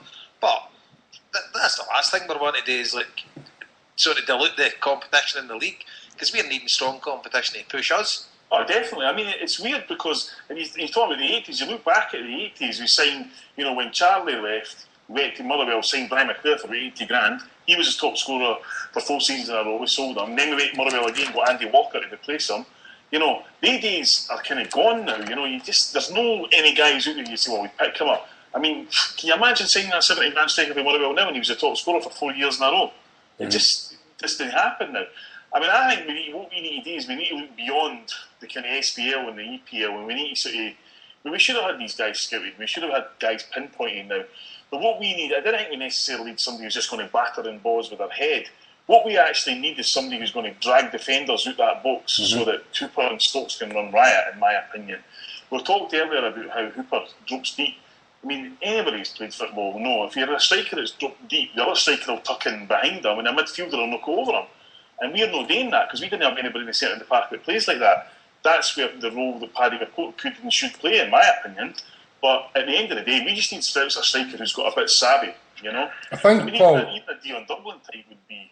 Paul, I think as well when you talk about how we need to look further than the SPL and that. I think a big problem recently has been there's so much we see so much Scottish football and English football on television, and people are automatically looking at games thinking, "Oh, could he do a job for Celtic?"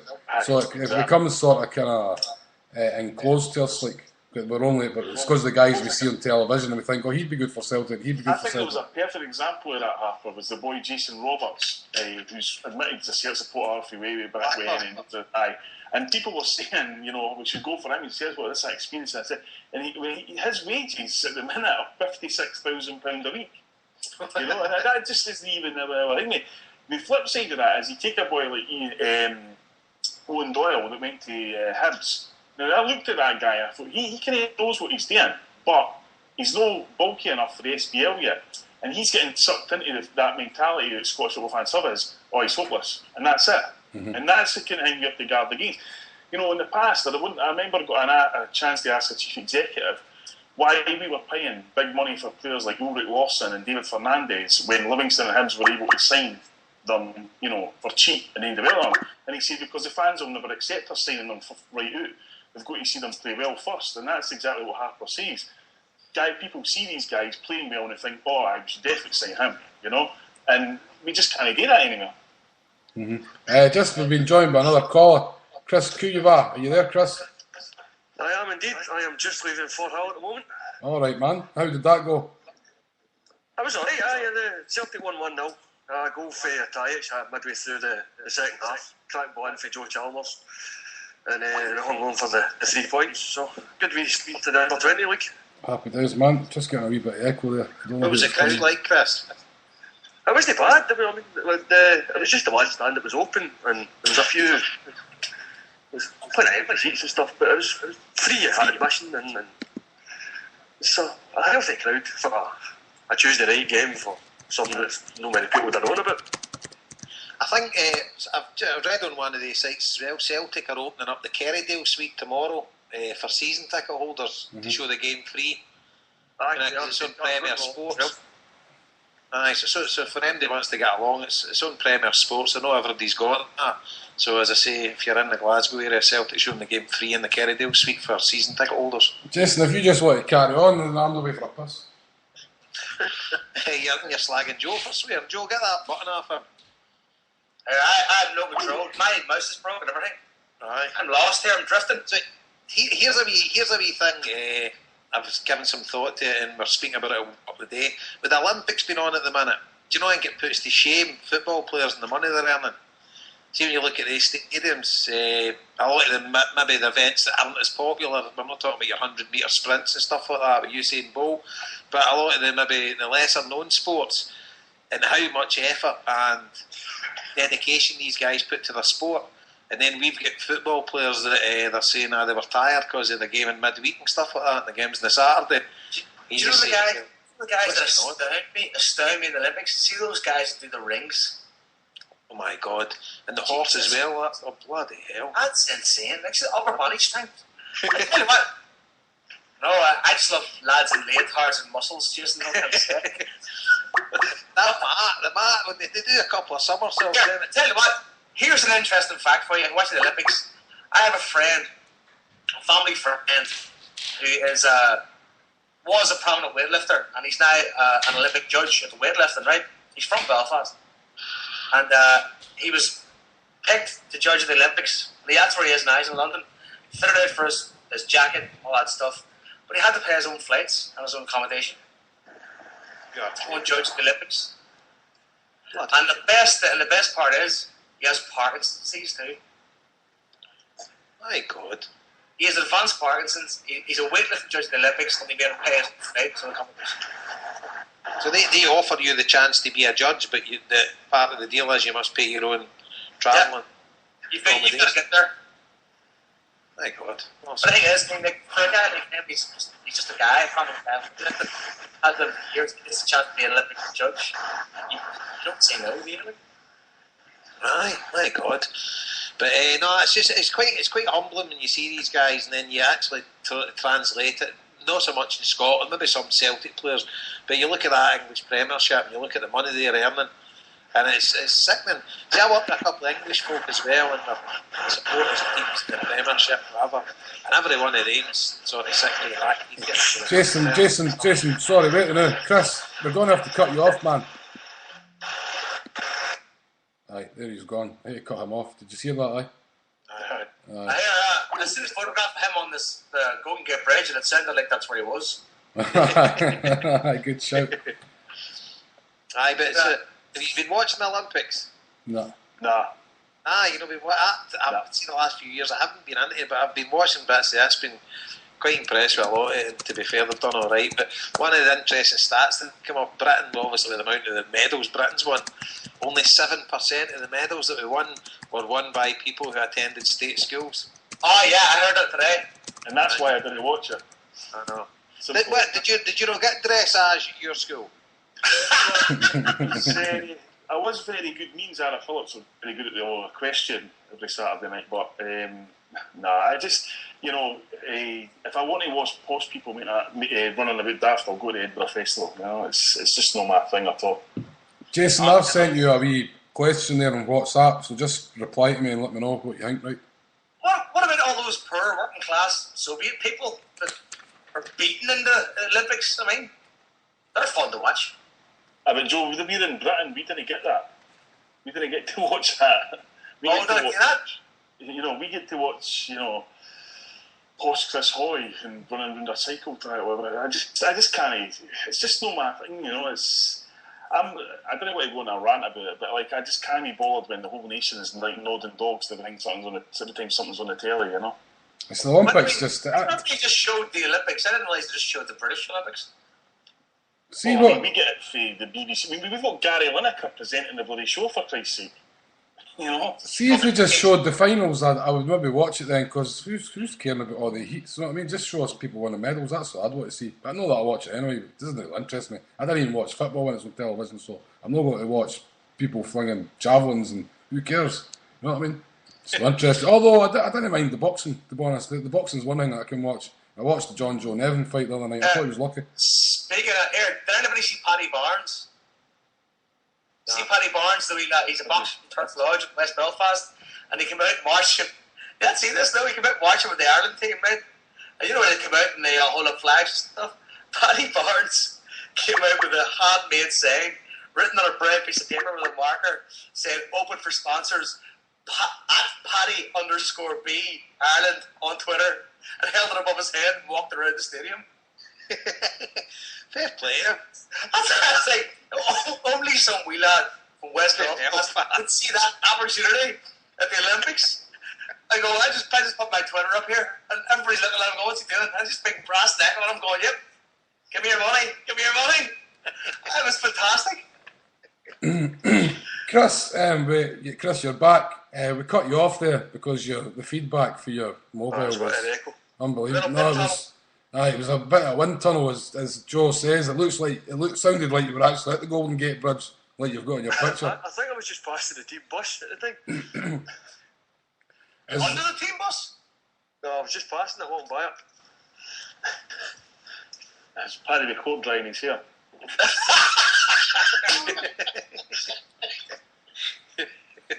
So listen, we're about an hour and a half in, and we're going to have we've got the return of the quiz tonight, right? So if two people who are in the chat room or who are listening want to Skype in and play the quiz, going to give away Playing for the Lost Boys 1, 2, 3 in PDF format, right? If you want to call in, it's 5 questions each, head to head. It's really easy. And if nobody calls, if only one person calls in, you can pick somebody who's on the show at the minute to play against, apart from me, obviously. And if nobody calls in, I'm just going to put 2 use numpties against each other, and you can nominate somebody to win the prize if you like. Explain that again, Harper. What is it? A quiz. Oh, okay. So wait a minute, while Chris is on, what do you think tomorrow night, mate? What's your predictions? I think as long as you don't concede that early goal, we'll be alright. That's my one concern. Oh, you're just waiting, aren't you? You're waiting on some catastrophic to happen. We always do things the hard way. No, I think we'll not only... as long as we don't concede that goal, I think we'll win. I don't think we'll get just a draw. I think we're more than getting I think so either. We're a far better team than them. Far better team, but we just need to produce it in the night. But if we concede that goal in the first 5-10 minutes and they sit on it and we end up trying to batter our way through like we did in the first leg, even then we might get the one each of this. Aye, fair point. Fingers crossed anyway. Right, so we've been joined by Shifty Shooks. Now wait a minute, are you phoned up for the quiz? Aye, mate. Were you not in this quiz? Did you not win this before? No, mate, I won all the goals for like 400 years. But you won. Alright, it doesn't matter. You called up anyway. And Krauski, you've called up too. Aye, definitely. You're in for this quiz. Aye, he's a shot, yeah. Right. So Chris, just stay on, man. If you want to stay on, like I don't know if you're cool, if that's got to cost you too much money or whatever, like. I just think I've ever got my road before they want to hunch it. Alright, well, it's up to you, man. If you want to call back, once we do the quiz, we'll still be chatting and that. I will do this quiz now, aye? Get it done. Are you ready? Yeah, I'll catch you later, right? Right, Chris, take it easy, man. Chris. Yeah, Chris. He's on, right. Right, Shifty, Shooks, Hooks, Davy. I'm just going to call you Davy, right? You want set of questions 1 or set of questions 2. You called up first, so you can pick. 1, mate. Right, Can you ask us for help? No, they can't. Nobody asked you anyway. No, the spelling round anyway. Right, Davy. You should have picked set of questions 2. Set of questions 1 is much harder, telling you. Right. Say 2. No. Question right. Your first question, as usual, we always start off with squad numbers, so you should know them by now, off by heart. And you've got 3 seconds to answer. There'll be no Googling, Pat. Remember where that boy on that week is gone, oh, I'm thinking, and you could hear the keys battering away. I'm still thinking. Right. So, Davey, what squad number is Charlie Mulgrew? Number 5. 21. See? I don't agree with squad numbers. Right, well. So it's not that easy, Charlie Mulgrew. Everybody, you just think you would know, but Charlie Mulgrew, 21, it's not that easy.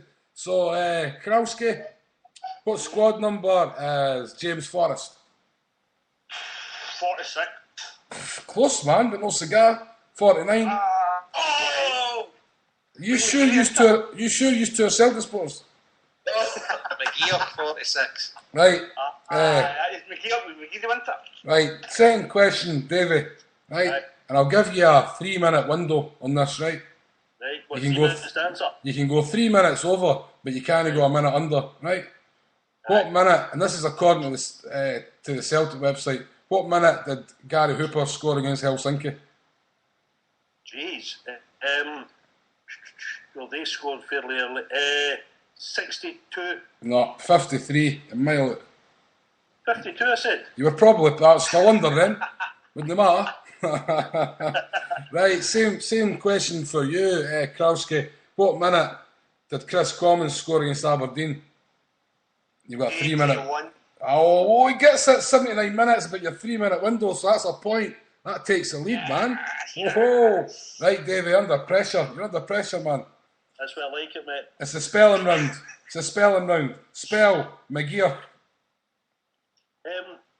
C, M small c, Yes. G, what? Yes, yes. Aye, on you go. M small c, G, E, O, U, C, H. Right, here's Bully coming at the bottom of the screen with the dictionary. Toot, toot, toot.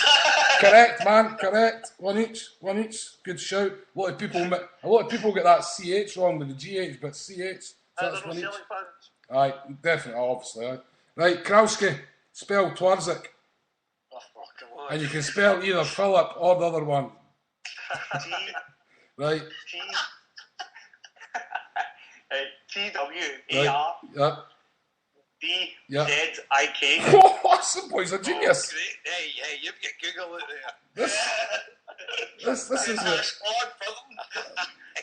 I feel like Bamber Gascoigne, the greatest show ever. I googled them from my blog yesterday, so I see. I remember that. Yeah, no, you got the calendar and you have his calendar and Right, Sixtus, you got it wrong in the chat room anyway. You put a C in there where it doesn't belong. Right, question number 4, if you know your history. Right? Yes. Davey? Aye. Who scored the first ever goal at Celtic Park when it was reopened? When the new stadium reopened? In a friendly game. The first ever goal scored at Celtic Park when it reopened. You talked about the game against Newcastle? Yes. That's quite mad. I just read that yesterday. Well, tell me the answer then. I'm trying to remember. Somebody you wouldn't expect. It was a penalty kick. I know. You would expect it. Score was one each. I know. Ferdinand scored for Newcastle. One of the three amigos, wasn't it? No, isn't it? No. Come on, I've got to rush you. Right. yes. Left peg. Who was this shot? This one.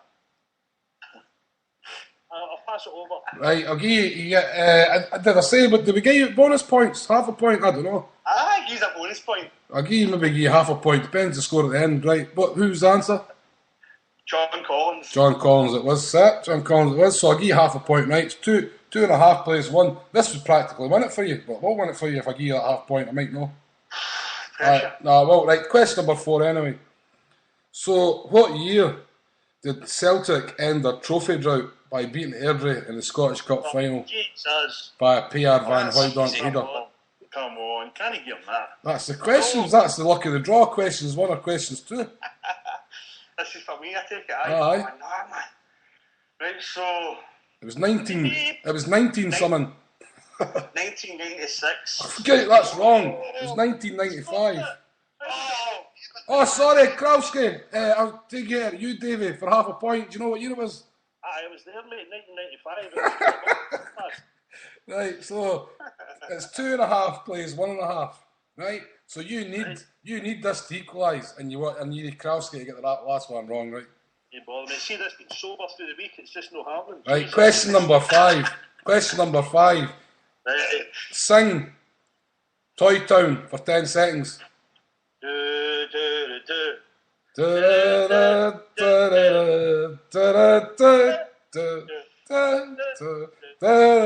that's it, man. You've got the point. Stop with the French now. Happy days. Krauski. I'm singing No You Harper.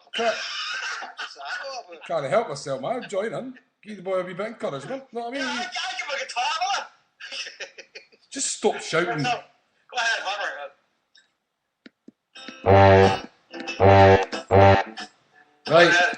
Right. Shop. Krauski. This is to win it, man. If you didn't win that, if you didn't get this, we go to tie break. Right? Right, sound. You have to give me 10 seconds of Zombie Nation. Oh, brilliant, man.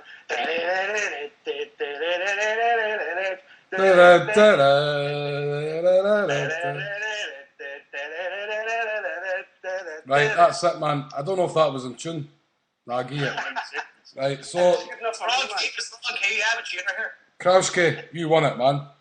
Nice one. You won it. So if you send me, email me just send me your email address, Aye, sound me. to homeboys@gmail.com, and I'll email you the 3 PDFs. Unlucky Davey, son.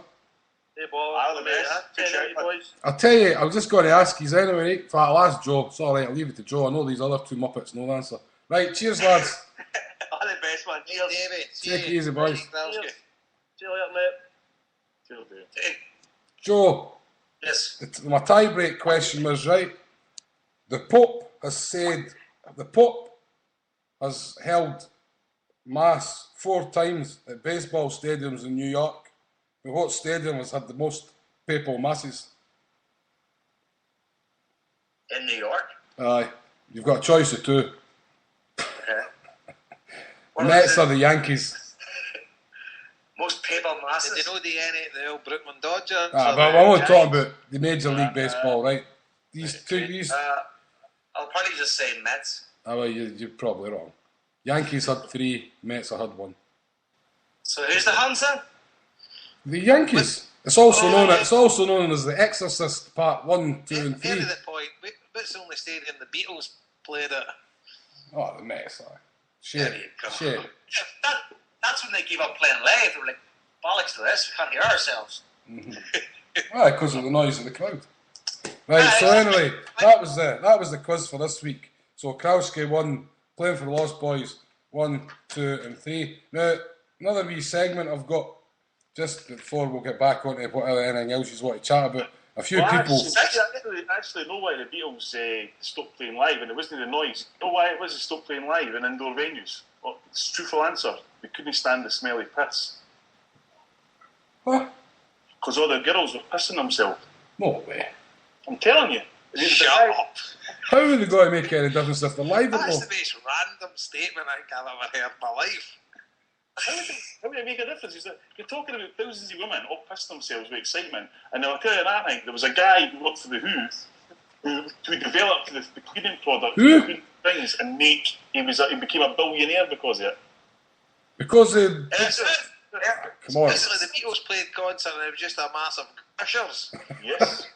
You ask any band at that time, Led Zeppelin, the Who, they all had that problem. I'd ask Paul. I would ask Paul McCartney, but he's dead.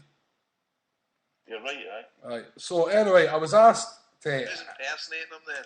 some guy, some Canadian, Paul. Roger Daltrey. Good documentary about it. Some Canadian who's 4 inches taller. I've got a theory that Paul McCartney's actually Tupac. Tupac. By the way, somebody posted a 42-pack on one of the Celtic websites. It was talking about random places you've seen the hoops. And Tupac's getting ushered through a right busy crowd, and the guy to Awaken's getting the old John Collins hoops on. I swear to God, that's why I love about being a Celtic supporter, because you're bound to see somebody on the internet in the strangest part of the world this thing in a Celtic top, because Tupac's getting the top off and he's just walking through the crowd. It must be before or after a gig or whatever, and there's a guy 2 guys away from with the old John Collins. No, the one with the big hoops. There was only like 3 hoops. Oh, is it no Snoop Lion? No, he's got the hoops. He really had the hoops. Aye, something like that. I want him. No, but this is just a random. Must be in America. Guys get all hoops on. It's cool. Right. Anyway, I was asked to continue this wee segment. I didn't know if it really worked last week, but a few people asked me to do it again. So this is your wee thing. Huns on the run. So if you, aye, exactly. So if you any. Don't stop me. The jailer man.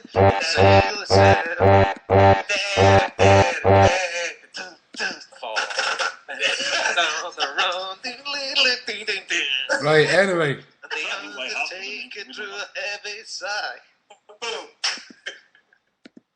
I've hung up on Joe. Right. That was terrible. That's my favourite song. That is terrible. I feel bad. I should add them back. Oh, have I cut everybody off? Ah, Jesus. I've cut everybody off. Yo! What the hell's going on? I cut everybody off. That's the third time I've been cut off tonight. What happened there? I cut everybody off. Alright. I was trying to be smart with Joe and cut everybody off. No, have I done it again? I've done it again. Oh my God. What's going on here? Somebody call me.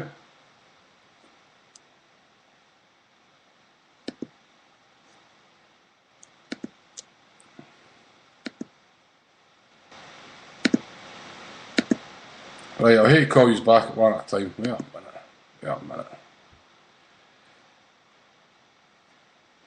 Answer. The wonders of live radio, folks. Yo. Here, what's going on? I cut everybody off. Why? By accident, obviously. You didn't, you took the half. I was pressing, do you know where they get the plus button to get people on? I was pressing the wee red telephone thing beside it by accident. Jesus. And now they're no answering. I think they're in the huff. Yeah, no, Jason. Jason, no, that ball. I'll just stay here and fall. What? Hello. Oh. Hey!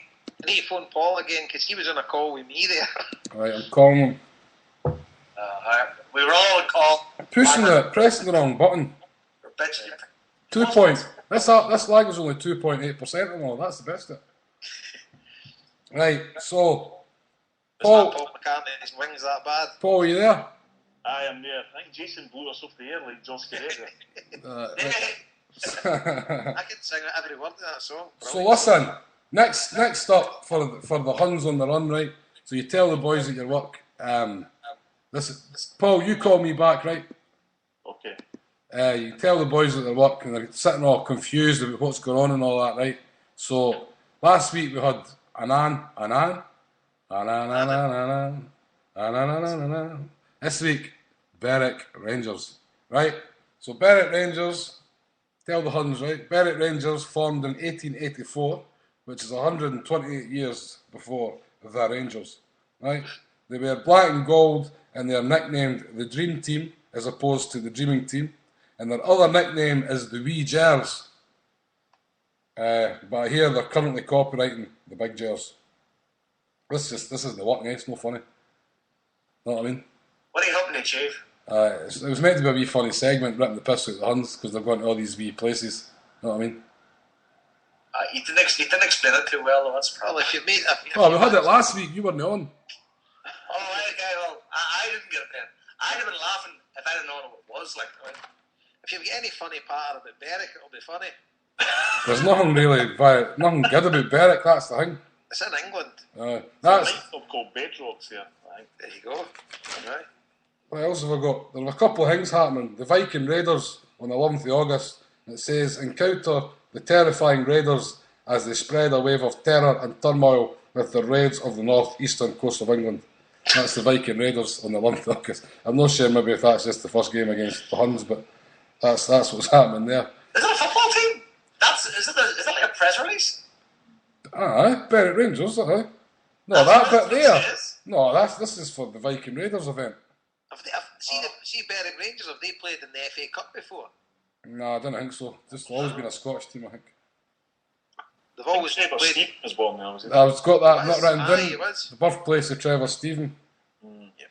And it's also where they've got another thing on called Time Travellers Go Medieval at Bessie Hall, Castle and Gardens. So if you're into time, Absolute the zombies. aye, if you're into time travelling and rewriting history, that's the perfect place to go for ex-Hun fans. And that's about all we've got for Berwick. Well, according to Wikipedia, they only have 11 players, and 2 of them are goalkeepers. So there's a wee chance for the Rangers right there. It's like baseball, they get a designated goalie. so they've only got 11 squad players listed, and 2 of them are goalkeepers.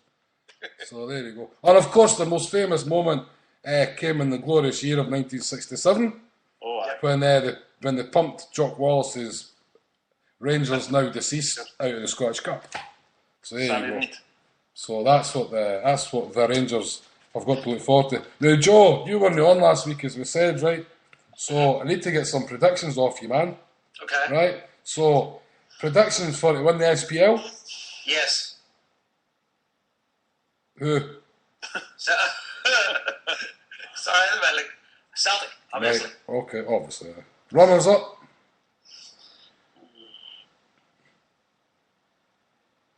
Dundee United. Dundee United. You just copied me and Jason because we said that. Oh yeah, because I haven't got a medal. I know. Relegated.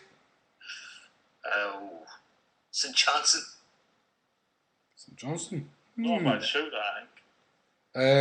This. I think they'll get top 6. I think they'll be alright as well. Well, they lost Sheridan and Sandaza, but also I'm just not sure about that Steve Lomas at all. Like, I mean, I like him.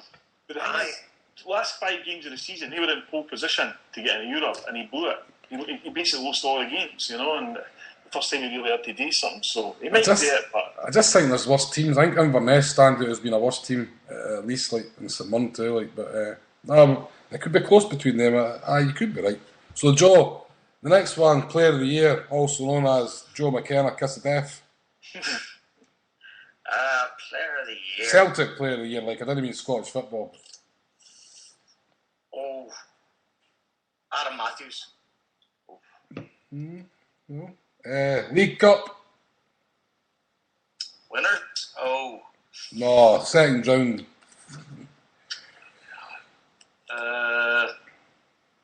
Aberdeen. Right, okay.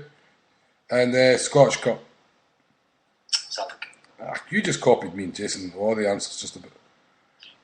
No, I had Motherwell for the League Cup.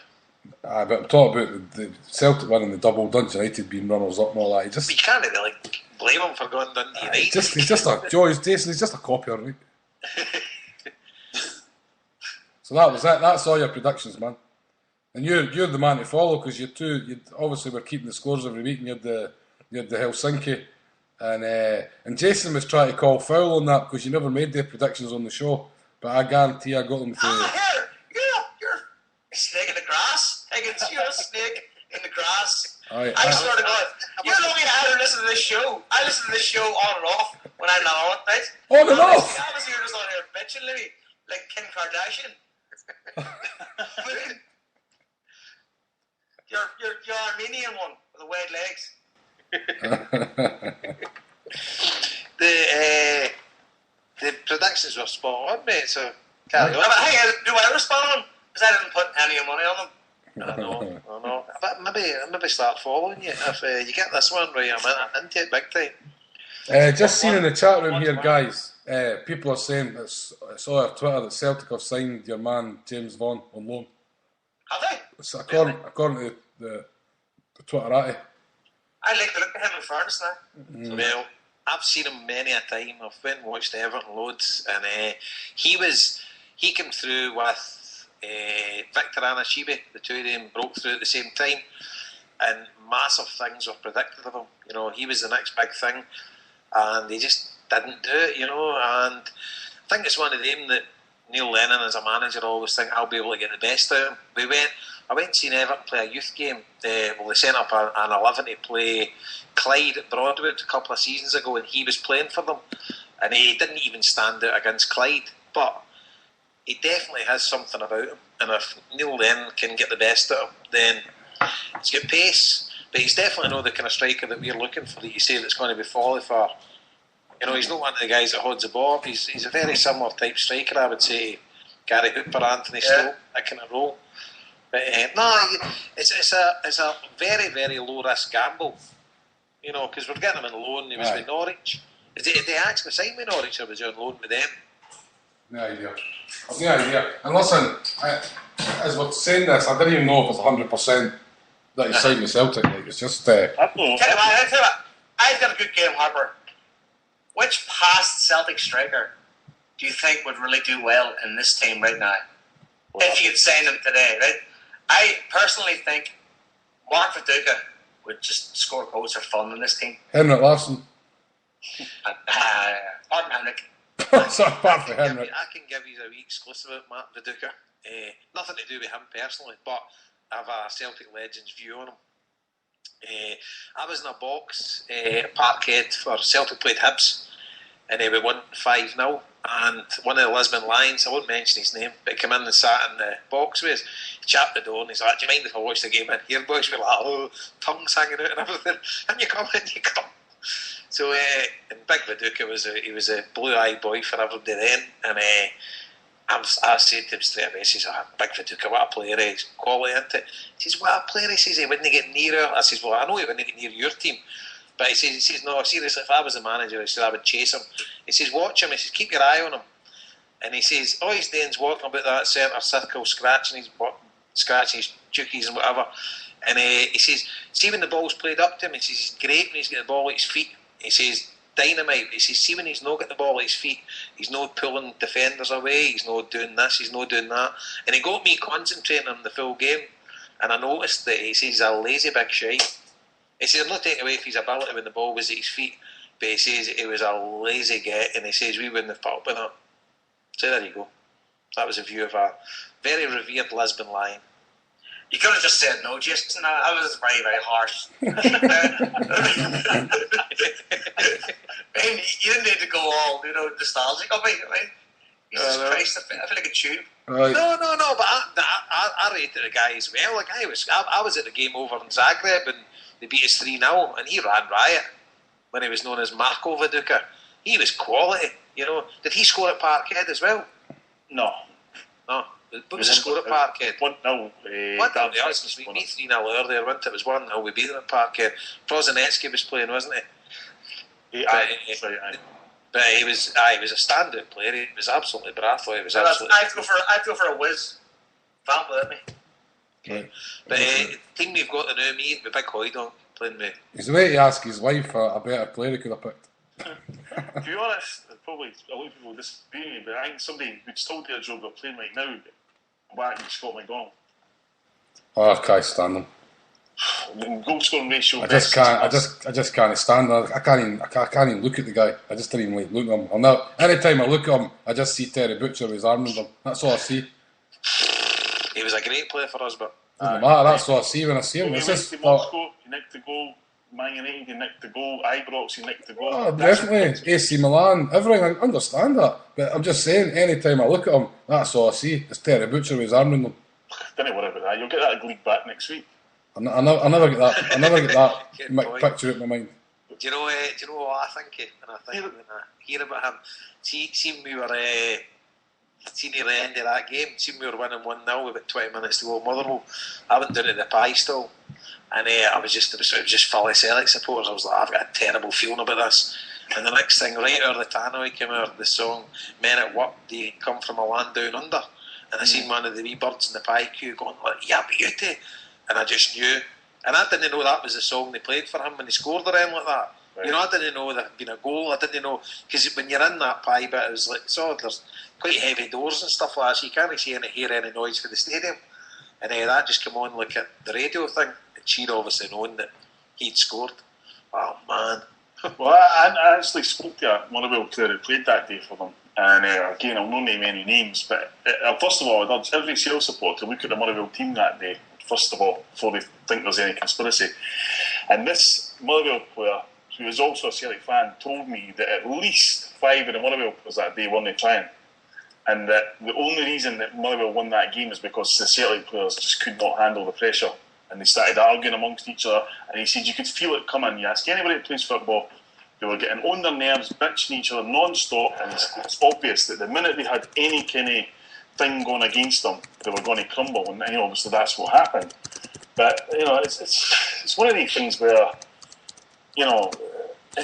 I've got a firm theory that I think that it only happens to Celtic in Scotland, that kind of thing. Like, Huns never scored against Huns to deny them anything, Whereas we had Scott McDonald, we had Paul Hartley revel in it, we had Chick Charlie blast the winner against us, revel in it. I can't even recall kind of Rangers guys doing that to them in the past. There probably isn't, just because we know it's with Celtic. But seeing that point, Paul, seeing that first half at Fir Park, we were phenomenal. We could have been 5-0 up at half time. Easily. And you just see, to be fair, see if we did, I know it's ifs and buts, but I reckon, see if we didn't have Bellamy for the end of that season, we wouldn't even have took it to the last game. I totally agree. We were all over the place. Because obviously he got stick for missing a couple of chances that day. But see, Ibrox, Tannadice, we would never have been near it. We were falling apart by that point. We were. And Martin O'Neill, for all he was great for us, he was, obviously these personal issues and that to deal with, and none of us can comment on what that done for him. Yeah. But he gave me my best times ever following Celtic, but just right at that moment, it was, he should have left earlier. You know, I don't. I think Strachan should have left earlier as well. You know, it's all great in hindsight, crystal ball material and stuff like that. But Martin O'Neill was a sort of spent force was at that time, and Strachan was a spent force. Like there would go fast in Donetsk that year, 3-0, really battered. Kenny played well for 20 minutes, we'd played a dime, and then Sutton got injured away, and then we just collapsed.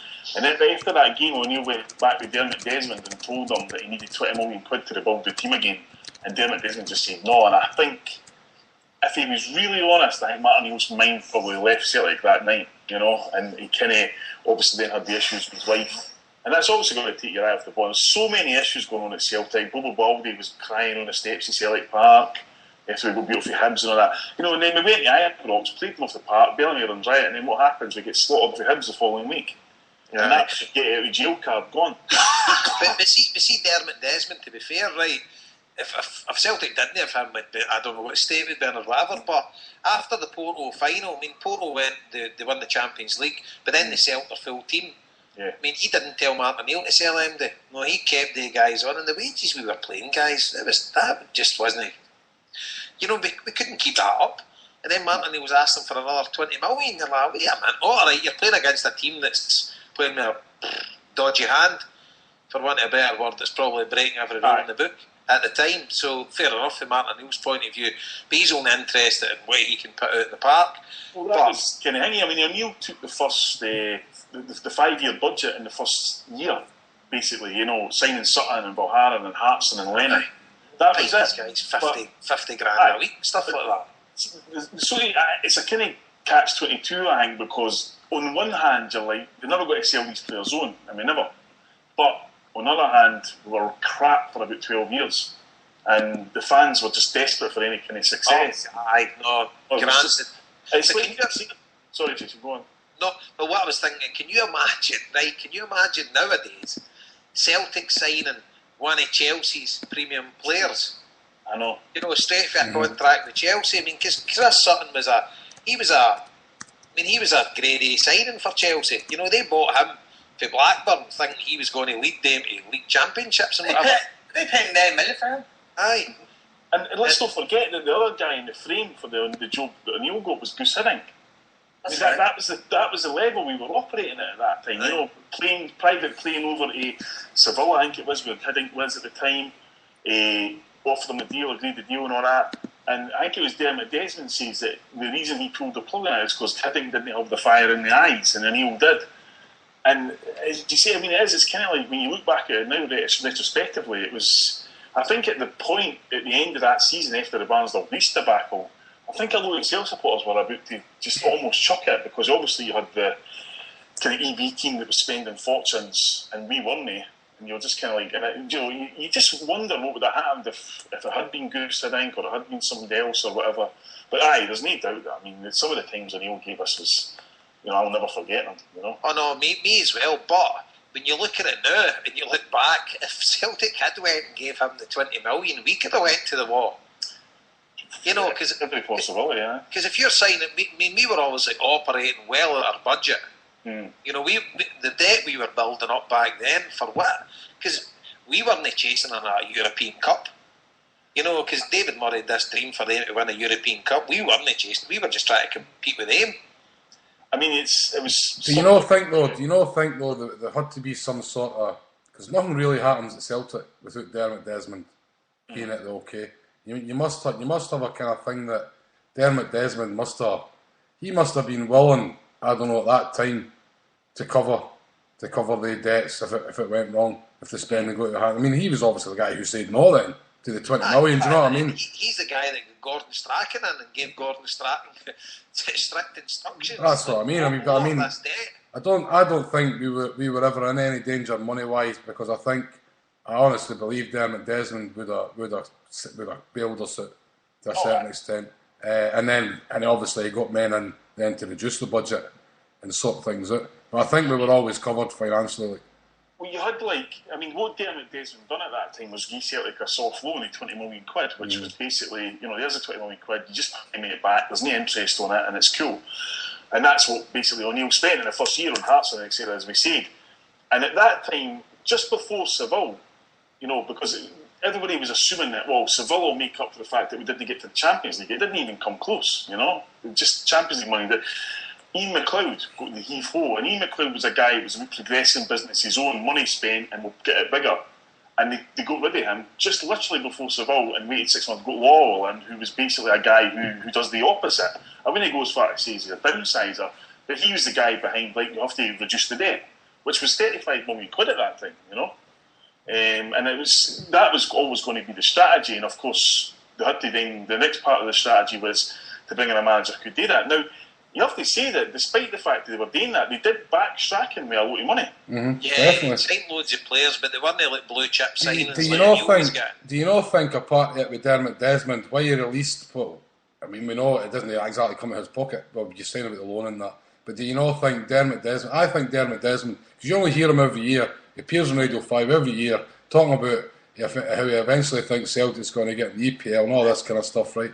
And I think Dermot Desmond genuinely had the belief that if he could put a good enough team there on the park, right, with all these big players, Sutton and Larson in the team there and that, and Martin O'Neill there, and make a dent in Europe with their great nights we had against Juventus and stuff like that. And I think he was trying to build a package that, whether he was right or wrong, probably obviously wrong, but I think he was trying to make something that was attractive to both Sky and to the EPL at that time, and it just didn't work out that way, because he still goes on about it yet, how he fancies taking Celtic into England. I think it's one of the main things he still hangs about for, and I think it was a bit of a status symbol for him at the time with his mates and all that. The Celtic were kind of like a bright shining light at that time as well. Like, I think that's why we played friendlies in England every year under Martin O'Neill, and we were always big friendlies and all that kind of thing. And I think, one of the biggest flaws in the Dermot Desmond plan, which obviously he never knew at the time and we never knew at the time, was that his biggest rival, and then the league couldn't keep up with it. When Celtic were filling the ground every week and spending money on big players and had the Larson, they couldn't keep up with it. So they devised a strategy to keep up with it, right? So, but we just thought that they were keeping up with us and they were challenging us and all that kind of thing. And so it basically bankrupt being trying to keep up with Celtic, revived, if you like, Whereas if, about 2002, 2003, BBC was covering Celtic Rangers games, UK-wide, and the viewing figures were astronomical. Absolutely astronomical. Everybody wants to look at it and see what's happening, that kind of thing. And I think at that time, 2002, 2003, where you had two good sides in Glasgow, obviously we had other players and they had, the De Boers and all that mob, was that then that's probably the most attractive it went to the EPL to say, Christ, here's money. But of course, as we now know, it was all built on a kind of house of cards for the ones over at Ibrox. And when you look at when you talk about that there, right, the players we had and the players we had at that time, right, if that wasn't as an attractive proposition for English then, and I know finances have changed a wee bit and all that down in England, things like that, but if that wasn't if they didn't want our teams in then, they're definitely not going to want the teams that we've got now. Well, certainly, our team. There's only us. Why would they need us? Sky are giving, look at the money Sky are giving them for the league they've got right now. Right. No. And it's, I just think we've been saying it for a while in here, but I definitely think the European football will change beyond belief in the next 5 to 10 years. I firmly believe that. I just think nothing's impossible nowadays, and I think in England especially, you will see teams going to the wall. And Portsmouth and stuff like that are possibly nearly they're in the life support machine now. But you've seen what's happened to Rangers, and the talk was that was only the start for HMRC to go after their real prey sort of thing in the English Premiership. So, I mean, that was the big rumours right at the start. So we'll find out. I mean, you're looking at Man United. Man United are 600-700 million quid in debt. And you're like, how can you keep Barcelona and Real Madrid? How much debt are they in? And they're still talking about signing guys at 80 million and stuff like that. You say, wait a minute here, what's going on? But you've obviously now, you've got Paris Saint-Germain, they're back to Qatari mob or whatever. You've got Malaga, they've got the Arabs involved in them. Then obviously your Chelsea's and Man City, they're in a different ball game altogether. So I don't know what's going to happen. Well, that was I read an interview with Arsene Wenger last week, and he said that. He said, I find it just disgraceful that Man City's running about celebrating a championship and they lost 175 million quid last season. You know, how does that propel the future of football? That's the way you do it, you know? Because as you say, you can't last forever doing that. And it's all right, Man City billionaires are going to back it and all that kind of thing, but this, you know, Madrid and the way they've been bailed out, the way they've been bailed out in the past and all that kind of thing, and you know, they buy their training ground off them for an inflated price, 20 times the value. The Spanish government bail them out, and the Catalan government bail Barcelona out and things like that. I mean, Barcelona for this Mesquin club patter that they came out with, but they still want to sign guys at 50 and 60 million. All right, they bring a lot of their players through for the youth, but I don't buy into this muck that they're more than a club. They play absolutely phenomenal football, and for a football sense, they've took football to a new level as far as I'm concerned, and the Spanish national team's mirrored the way Barcelona play.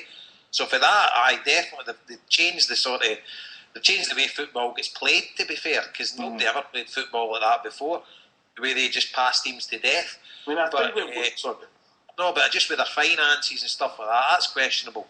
And the wages they pay out and stuff like that. I mean, when you've got teams that are the best team in the world, that they couldn't get any better. They're winning European Cups, winning La Liga. All right, they lost to Real Madrid this season. But you're on about winning European Cups left, right and centre, winning La Liga. You've got Lionel Messi, you've got the dream team, and you're losing money. So then you say to yourself, wait a minute, what's the point?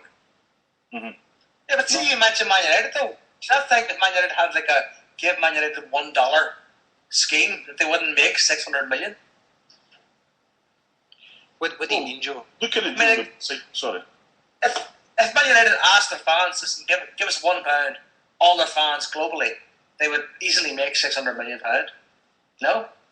Well, it just made $580 million for General Motors sponsorship. I mean, that was the benefit of the New York Stock Exchange. They opened the market up to a global brand like General Motors. They've got to sponsor them for $580 million. And that's the problem. I mean, I think what's happened in European football with these clubs is destroyed what you had in the 80s and 90s, where you could have a team like AC Milan who goes to Holland and buys 2 or 3 good players like Van Basten, Hulk, Rijkaard, becomes an exceptional team, almost unbeatable, that team with Baresi at the back and that kind of thing. And on the flip side of that, you can have a team doing the South like an athlete who buys 1 player who challenges that, that challenges that domination and wins a couple of leagues and that kind of thing. And then in the meantime, you had other teams going in Barcelona, and that's fine. But now it's just all centred on Spain and to a lesser extent in England. So when you get teams like Athletic Club come through, breath of fresh air, you kind of think that's brilliant. But then how long is it going to be before these teams then just handpick the players for them and on it goes? And as Jason says, how good do you need to be?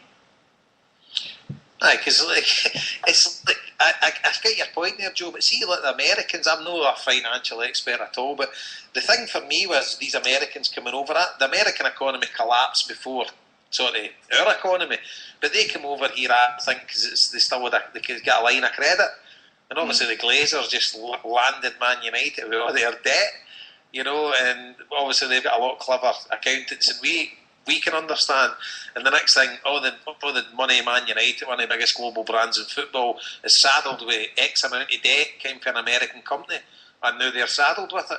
But how can you operate and you're $700 million in debt or whatever? Well, it's incredible because they done something that had never been done in football. They bought Man United with money, with the security being Man United. It's like Craig White bought Rangers. The security Rangers. They were America. The reason why America didn't go into depression like the rest of Europe was because they didn't go doing the austerity route that Europe did. They put a stimulus package together which saved the country from going into depression, saved it from being in a recession, and jobs are still now to go back. And unfortunately, that then props up people like the Glazers who have no interest in football but have a great portfolio with Man United on it, and they had Tampa Bay, that kind of thing. You just wonder where this is all going to go eventually. I mean, what's the end game in this thing? Is it going to end up like the NFL where you have so many hand-picked teams and they just play each other all the time, nobody gets relegated, and the rest of us are just going to be like college teams? I mean, I don't know. So see as well, because we were talking about this today at work as well. Could then see me and Harper spoke about this in the baseball podcast that we did, the Mets boys, and we didn't understand this, but it's how like the clubs own the players. You know, obviously the Bosman ruling changed the full face of football as we know it. So players now they're in charge of everything. So they just basically go and move as they please and charge whatever fee they need. So they're getting paid hundreds of thousands of pounds. But in baseball, they get quality wages, but the clubs still own them. I think that's the same with MLS as well. Like. So how can the model in baseball not be charged to football, and how can baseball not copy the John Mark Bosman ruling? But is it not an American thing? Because I think the MLS own the players, the contracts as well. Like, do they not? Yeah, that's right. Like they're owned by the league, but the baseball players are owned by the clubs. So, for instance, if overnight I play the New York Mets, I turn up overnight, they've sold me to San Francisco Giants, I need to go. You know, unless I've got a trade clause built into my contract that says I can't get transferred to a West Coast club. You know, but they might have sold me the Baltimore Orioles. So I go up to training that morning, and the next thing you're transferred. Yeah. So nowadays in football, the player holds every ace in the world. You know, they just say, I'm not going there, I'll just sit tight, Well, here's another thing as well. I mean, we all banter about the baseball and that, right? And the Yankees got this money and that. The Yankees would have 10 times much more money if it wasn't for the fact that the MLB distribute their wealth across other clubs. And, you know, for merchandise, they can't just go out and outstrip everybody with merchandise and that kind of thing. Now, we have a situation in Europe and in Scotland, that just doesn't happen. You know? Because you go to an MLB shop, don't you? And then you go to the Yankees page or the Mets page. It's exactly that. So if you buy a Yankee cap, you buy a Red Sox cap, a Mets cap, it distributes amongst the league. So it's in their interest for everybody to promote everybody else. To be fair to Jamie Butchell, if you remember a podcast the Lost Boys done a while back, and Jamie actually sat and wrote out a 10-point plan or whatever of how he would save Scottish football from an American point of view. And one of his main points was the only way that teams will start picking up the lower teams is to share the wealth, to have a distribution system where Celtic's gate gets distributed between all the other teams. It's an even split with gate money, with merchandise, with the TV deals. Everything has to be an equal share. And that was one of his main points on that thing, looking at it as an American. And I think that's picking up, Jason, for what you're saying. That's him looking at it from an American sports point of view. Like you've got to share the wealth for everybody to prosper. Like. And see, but the thing is, Jason, Celtic fans balked at that. Celtic fans balked at that when he done that thing, and everybody's like, "You're crazy, man. We're going to share our gate with Hearts and these teams like no chance." And I just think that we're too still Scottish football fans aren't ready to accept that kind of radical thinking. I think there's also the numbers problem. I know we just didn't have enough people in this country to, make that something that will really propel everybody else into a kind of any given Sunday scenario where anybody can win and all that kind of thing. And that's the thing America's all, like money. Everybody always talking, a year ago, everybody was talking about Moneyball and trying to relate it to football. You can't relate it to football because America's, a completely different baseball can be built. But I think what we can do as Celtic is we have to lead for the front in this, and I agree that we have to say that if we are to progress in Europe again, then we need better competition in Scotland. Yeah. It's that simple. And if people can't see that, I don't know what they're thinking. And see the fact that the zombies, they're away. I mean, Scottish football's been dead in its arse for years. Yeah. I mean, we've been kidding. All right, we got to a European final. They got to a European final. Apart from that, nothing. We qualified once at the Champions League, and got to the last 16. And I was in Milan, all right. We could have, if Gravesen had connected with that shot with 10 seconds to go, we could have maybe put AC Milan out and got to the quarter-finals. You never know what's going to happen, but we were riding our luck. We're no challenging at that level. And you say to yourself, right, so nothing's working. Because let's face it, we are doing no bad in Europe. Rangers were doing no bad in Europe in relative terms. But every other team in Scotland, it was the first game they're out. Absolutely slaughtered. So we say to ourselves, what do we really want? do we want just Celtic to be this juggernaut that wins Scottish every year, or do we want to drag Scottish football up? But for us to drag Scottish football up, we need to sacrifice a hell of a lot. Is it worth sacrificing? I would say yes. I would say yes too. I don't think the PLC though, would it? Nah. But we're the fans. We're the guys that are putting the money. Exactly, and we're talking about radical change, and if these I think I'm not all for all of that. If these kind of things are going to work though, we're going to have to get rid of all these Lowells, Petries, all these money guys. They are irrelevant to that kind of plan, you know what I mean? Yeah, they're only self-interest. Aye, exactly. Lowell's working for a board, and they've gave him 5 targets for the year. If he meets his targets, he gets his massive bonus. There's nothing more complicated than that. He's just got to meet the targets for the PLC board. If he makes 8 targets, he gets his bonus. Simple as that. We're in irrelevance to him. Yeah, but, because I mean, if these guys are on the board and they're saying these are the right people for Celtic and all that kind of thing, none of them have got any football background whatsoever, you know. And you say, well, what is it you're sort of there today? I mean, what they're actually really there to do, which they'll never admit, is to make sure as a PLC we do things within the law. You know, a PLC structure will collapse the minute somebody turns round and says, so-and-so's not doing his job. That's when it collapses. You're supposed to just sit there, nod your head and make sure everybody does everything within the law. But we didn't have any football guys with any real influence at that club, up to the manager. And we all know the manager does not have the most power at that football club. You know, the last guy that had that was Martin O'Neill, and you know, has to be said that's one of the reasons he got rid of him. You know, right now over football in the UK, you've probably got Alex Ferguson, Wenger, and Davy Moyes, who are probably the most powerful people at their football clubs. And after that, it's all run by people that are all bean counters. And that's something that will have to change in Scottish football, because, as Jason eloquently put it last week, we can't compete with the English Premiership. So let's stop trying to compete with it, and let's put the game back in the hands of the people who actually spend the money on it. Yeah, and see if you were going to the games every week. I mean, I'm loving this idea, but we're actually giving up so much. But see, like, if you were going to, say at the start of the season, you were saying, I don't think we've got a team to handle it this year. And you were going to, you were getting battered with Kilmarnock, Dundee United were humping you were going to Aberdeen, getting beat 4-0.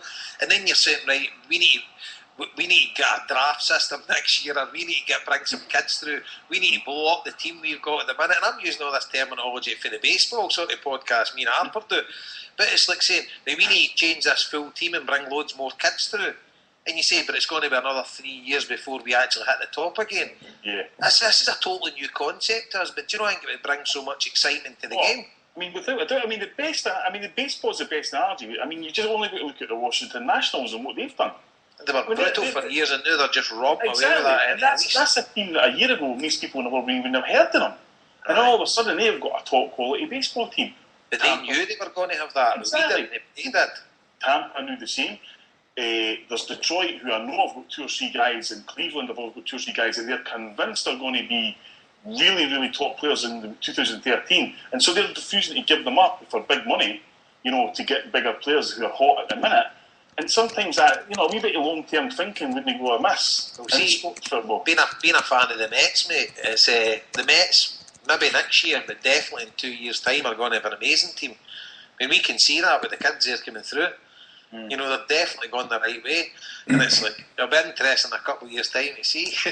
Hey, listen, guys, sorry. We're heading on 10 o'clock, like, so I don't know how long you want to keep going with this. We didn't want to go too far into baseball, I don't think. Well, all I was going to say is, I think that, I agree with Jason, and I think that once the Mets stopped trying to kind of look at the Yankees and say, oh, we need to get somebody who's good as him and blah, blah, blah, and just done their own thing, which now they've started to do under Terry Collins. I think that's what propelled them up. I agree. And just for my own thing, I would have had Frank McAvenny at his peak. God, well, I know. Only because Joe said, I was glad Joe went first, because I was going to say Viduka and all. What a striker he was. Who? McAvenny. Oh, McAvenny. Centenary year is my favourite year ever, and just that time, anytime I look at McAvenny, I just love the guy anyway, and he was some player as well, like, so. He's one of us, you know, he's just a daft guy that's half his nut, you know, it's like, you can't help but love the guy. I have to say... I met him at Viva at the Dublin Cup, I met him under the ground, and I swear to God, he looked like he was dying. It would have been. I have to say, like, if you ever get the chance, and he's still doing them yet, he goes and you see him doing Q&As, clubs hire him and that, and it's just him, like, he just gets up on the floor, and I've seen him twice, and the time I've seen him in Drogheda, he just gets up on the floor and he says, look, the first thing he says is, look, you can ask me anything you want, nothing's off limits, he'll talk about anything, and he's a very, very funny guy, and it's obviously a thing that he's honed now, you know what I mean, he does it all the time. I've seen pictures on Twitter of him, he was in a club last week, so he's still doing this, and if you ever hear he's anywhere in your area, and you get a chance to go and see Frank McAvenny do a Q&A, get yourself along, because you will not regret it. It's a fantastic night, he's a fantastic speaker, very, very funny. Do you know who's another legend in maybe the same mould as McAvenny with the narcotics? But see Frank McDougall. Played with Aberdeen. Right. Never forget that day he scored 4 against us. He scored 4 against us. Did they score 4 against them as well? Oh, I can't remember. They beat the Buns 5-0. He scored a hat-trick anyway, and mad Celtic fan, and he's like, he loves a drink and whatever, but my brother and my mates, they've been out with him a good few times, but he tells the story is when Aberdeen they signed Davy Dodds, and they played Rangers up at Pittodrie, and they pumped Rangers. I can't remember what the score was, but he's walking up the tunnel and he starts singing the Soldier song. Right, and he's getting to the Aberdeen dressing room and he's like, get out of that, Davy Dodds has crossed him, and says, by the way, no, this is out of order, and I don't appreciate the way you're acting there and singing that muck. You know, Frank McDougall turned around and landed on him and says, who asked you, you ugly bastard? And I chant the Soldier song and I get it right up. But he's a mad Celtic fan and all. But what a player he was. What a player he was. He knew where the net was. And that's like, I look back in Scottish football fondly at all these characters and types of guys that we had playing the game in this country. Yeah, well, there's another guy that was brilliant and he never really got near Scotland. No. What a player. But I mean, you look back at Scottish football and the players that we've had playing here and the great teams like the Aberdeen and Dundee United teams of the 80s and stuff like that. I mean, this can be achieved again. Yeah. You know, without a doubt. I mean, you're looking at the Olympics, look at Australia, they're not winning any medals. You know, and you say to yourself, they put everything into their sport, they put this, they put that. So I don't know if maybe the lottery funding going into British sport, obviously for the Hooray Henrys and no sort of our guys, but guys like us, but things can be achieved, and I just think we need a radical change in the way Scottish football is structured. And you're right, your money men at the head of Celtic and other clubs. I mean, Hearts will suffer because the vast majority of their crowd is their home support. You know, so they wouldn't be keen and keen up that as well. Mm-hmm. You know, you've got teams like Kilmarnock where the majority is probably the away support. You've got teams that maybe not against obviously Dundee a fair support there every weekend. But Motherwell maybe they'd struggle. They've like 6,000 stuff like that. But that's the bullet you need to bite if you want a competitive league. Definitely. And who's to say that you're not going to develop your own players again and have a team that was as good as the Lisbon Lions or the team that came after that, the Quality Sheet Gang or anything? You know, we're always quick to go to the negative side. There might be a lot of positives still to come. Mm-hmm. And you're reducing costs big time. Talking about reducing costs, right, just a couple of wee things briefly then, right, because we're 2.5 hours in, like. Right. Vincent the Parrot, because he was cutting off the night, so he sent a tweet. I didn't really know what the relevance of this is, but he says, can you please mention the fact that we went to a part-time doctor at the club? So, what? You know, Celtic's now got a part-time doctor. We had a full-time doctor before, I take it. We're now Roddy's away to Aston Villa. That's right, he's away to Aston Villa. I don't know if it says, is this a big deal that we're only part-time doctor? Well, I think the big deal is that Roddy's excuse was that job security. Mm-hmm. So you can look at it what you will, but so he was maybe getting told then he was maybe on part-time then. Aye, I mean, I don't know. As far as I'm aware, like I'll give you an example. I don't know what rant and roll was, but there's a guy I know at Partick, Kenny Crichton, and he's the physio at Partick. He's a doctor. He comes from Edinburgh, and he runs his practice out for Hull, basically. Mm-hmm. You know, so that's the kind of way they get round. No paying a full-time doctor, Ken. It's like, well, he's got no time to be here. You've got your own staff, you've got your own patients, but if any other guys need it, you dive in. So I don't think it's that big an issue, not really. Well, you look at some of the money the football players are earning, you can't employ a full-time doctor. No, I know. And we can't employ a first-team coach. I just don't know. Why does a football club need a full-time doctor? I mean, I know we have all the dietitians there now and stuff like that, which is probably main. Your Lawwell would go and mix with the public in a waiting room, yeah? Well, aye, but that's what I mean. And if it's only for the likes of that, well, so what?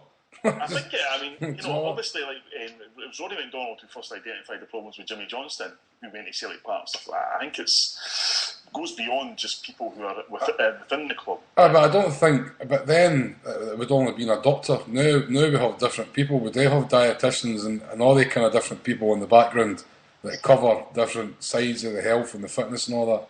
I just don't know why you would need a full-time general practitioner, if you like. Aye. A lot of the players go. I mean, chief of physio work and all. A lot of the players go to other places. Mm-hmm. Like Sean Maloney used to, in the last couple of years, use the SRU. Mm-hmm. Just I mean, but who knows? While we're on the subject of people's health, there was some good news about Stilwyn Petrov. That's right. Remission, aye. Yep, his cancer's into remission, so hopefully people's prayers are getting answered. We can only just keep praying for him, and hopefully everyone's going to be alright with Stilwyn. Yep. Speaking of prayers and all, it was lovely to see Bobby Hughes' picture on the screens at Celtic Park.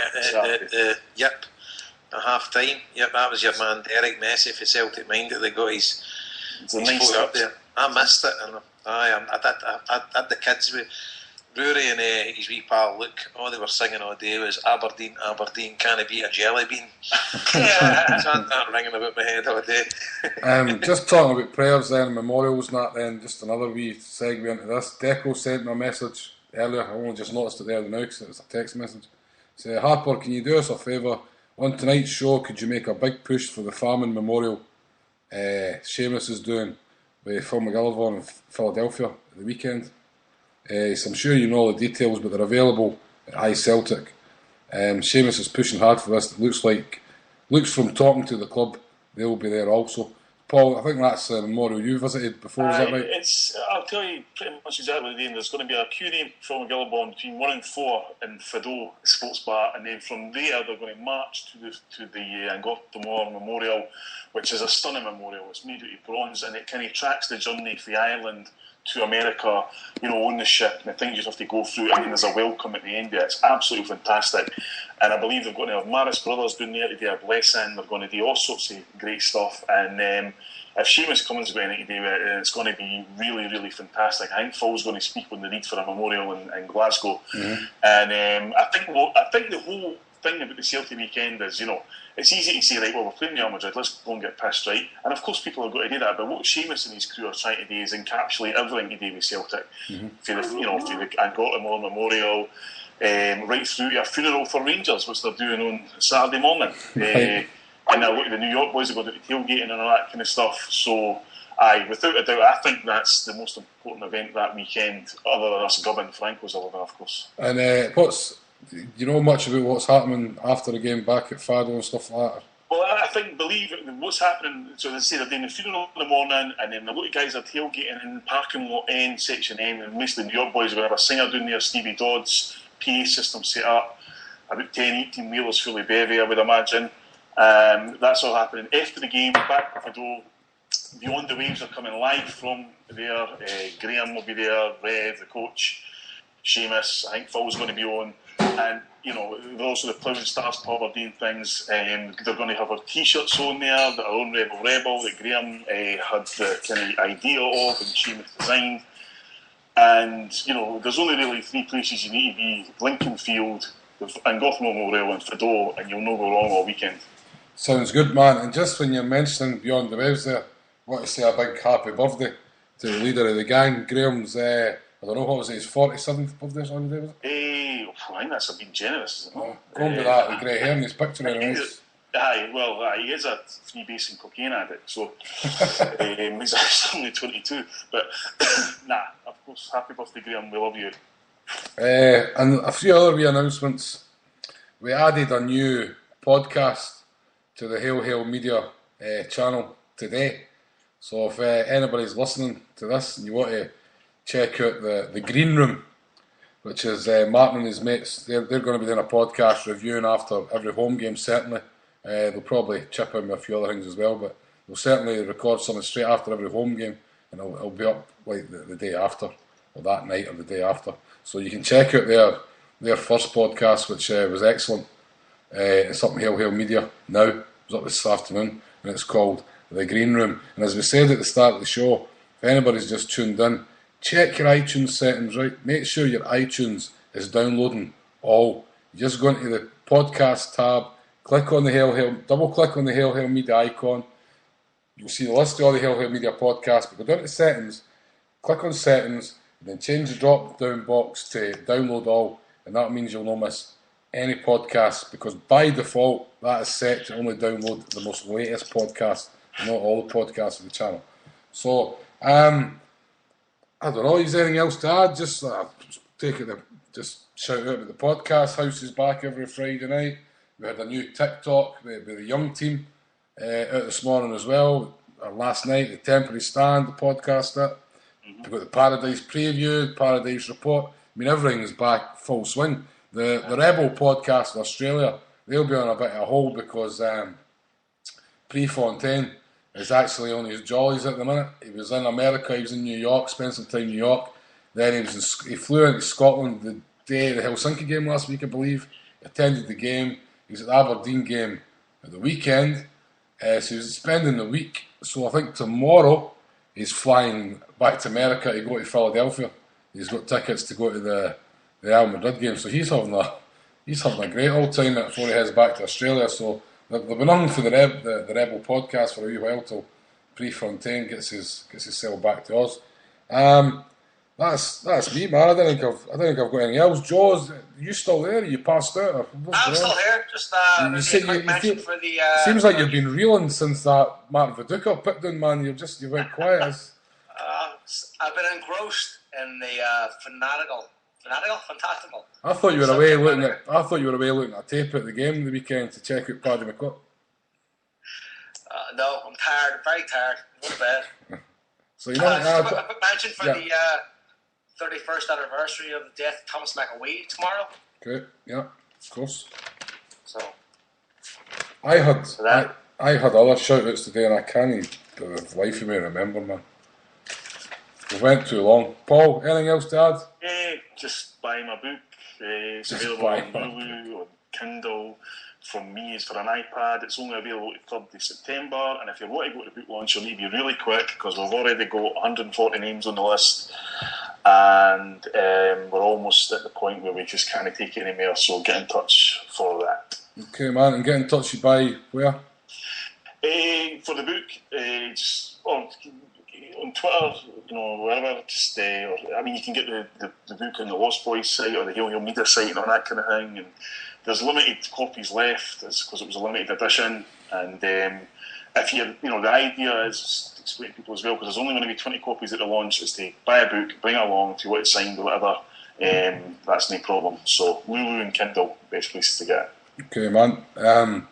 As far as us, contact-wise, if you actually we're talking about the Green Room podcast, they've just joined Twitter as well, so it's at Green Room CSC. So you give the guys a follow, man, and give them a wee bit of support. And they're wanting loads of feedback because they're new to the game. But for a first podcast, I thought they'd done excellent. Here's Jason being let back at his box. To contact us, there's loads of ways to contact us. Too many to mention probably. homeboys@gmail.com by email. You can add us on Skype, HomeBhoys. You get us on Twitter, at HomeBhoys, or at Hail Media. We've got the website, www.hailmedia.com. You'll get all the shows, links to their podcast, to their archive podcast. Everything's there. You can listen live on the show pages. That's about it. The blogs, Lost Boys, there, the 2 podcasts came out last week. They're back, and seemingly there'll be another one this week. I'll wait and see if Chris managed to get that on Friday. I doubt that. Jamie Burchell's threatening us with Jamie's Thoughts video podcast that he's got to be recording with his wife. No. About some movie thing that they do in Pearland with their mates. So it's going to be a movie. It's not even going to be about football. So I don't know what's going to happen with that. But that's a movie. He's going to sell us a movie. No, he's going to be reviewing movies. Why am I thinking porn? I don't know. So Jason, we lost you there for I don't know what you what we done. My Skype on the PC knackered. I had to call in for the phone. My Skype, I don't know, it just totally froze, so I couldn't sign back on. You're just wrapping up, man, doing all the wee shout-outs and everything, so if there's anything you want to add... Well, the only reason I'm phoning back in, Rory's here, and he's seen me saying about the song that he was singing at the game, right. So he's wanting to sing it to everybody. Right, happy days, man. On? Aye. Right, Rory, can you sing your song? Rory, remember we're live, no swearing. Say hello. Hi. Alright, man.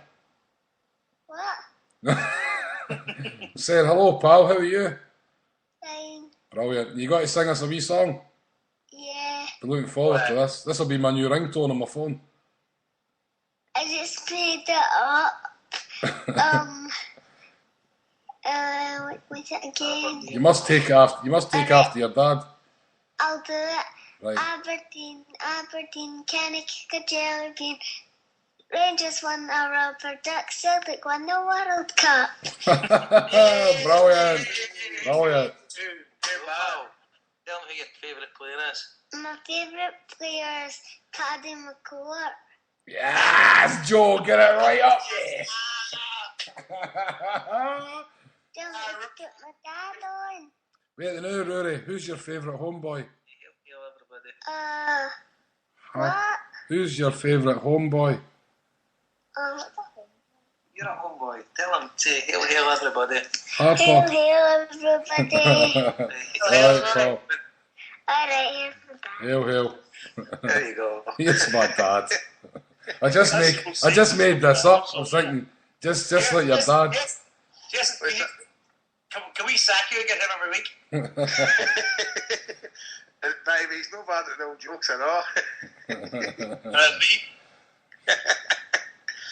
I just love how the Higgins family have just put McKenna in his place tonight. First it was Mark Viduka, and now the wee man comes on with Paddy McCourt. Superb.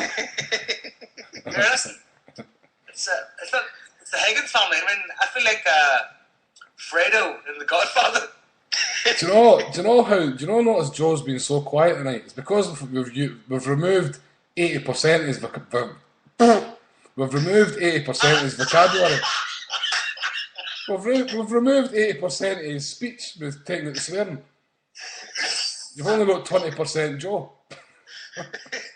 That was classic. Did you mention about a live show coming up? No, I never know.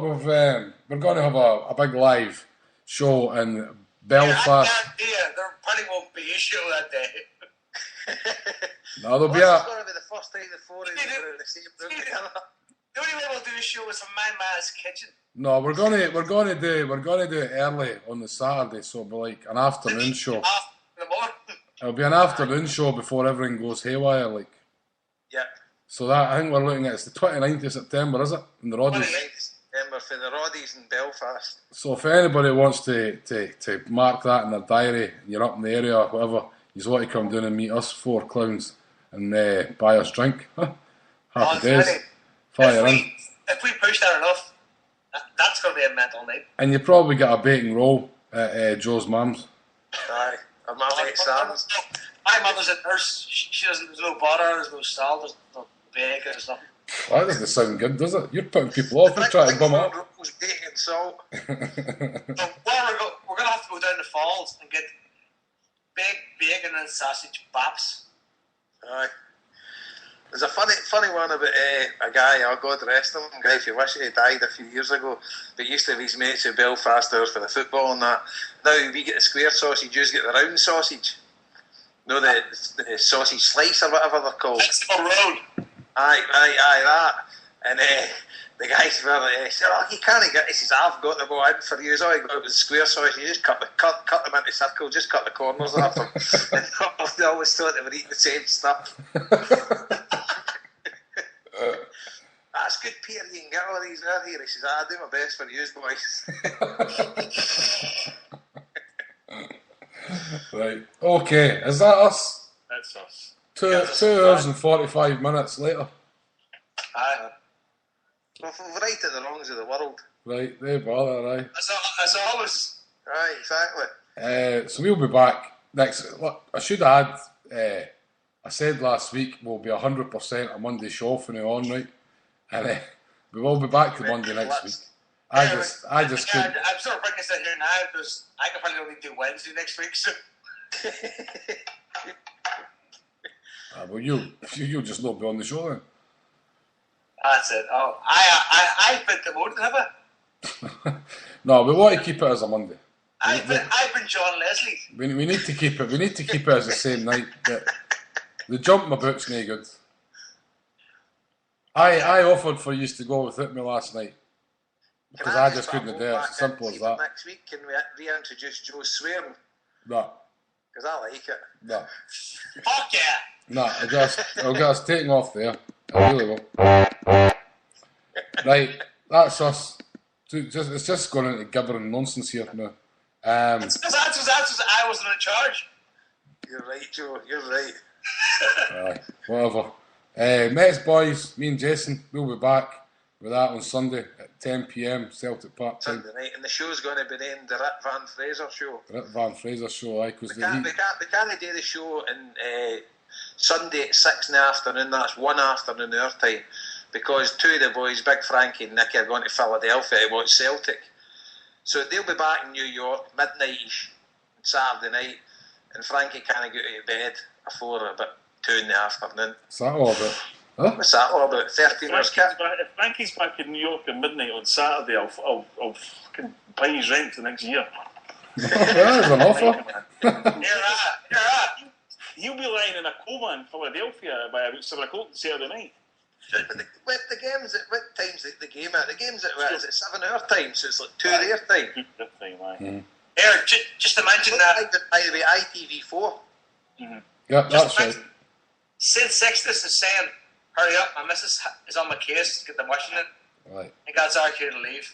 Let's go. Right, let's go. It's just turned into nonsense. So all the Celtic fans, enjoy yourself in Philadelphia. I wish we were there. Me, Frank and Neil, my mate, they're flying out to New York tomorrow, and they're going down with the guys for Jack Dempsey's. They've got 3 buses going for New York. So I bet you wish you were there, Paul, eh? No. I've been in Philadelphia before. It's a shithole. The bell's broke, aye, the bell was broken and everything, aye. That's it, let's go for it. Right. Right, I'm just going to play it this weekend. We're going to keep playing it with this until everybody buys it. This is A Boy by Joe McKenna. The charity single, all the money goes to the York Hill Hospital for Sick Kids. You get it on iTunes, just search Joe McKenna or search A Boy and support this wonderful charity single. Right, cheers folks, talk to you all next week. Hail, hail. Come on, the hoops tomorrow. See you later. Hail, hail. Hail, hail. Bye. Hey.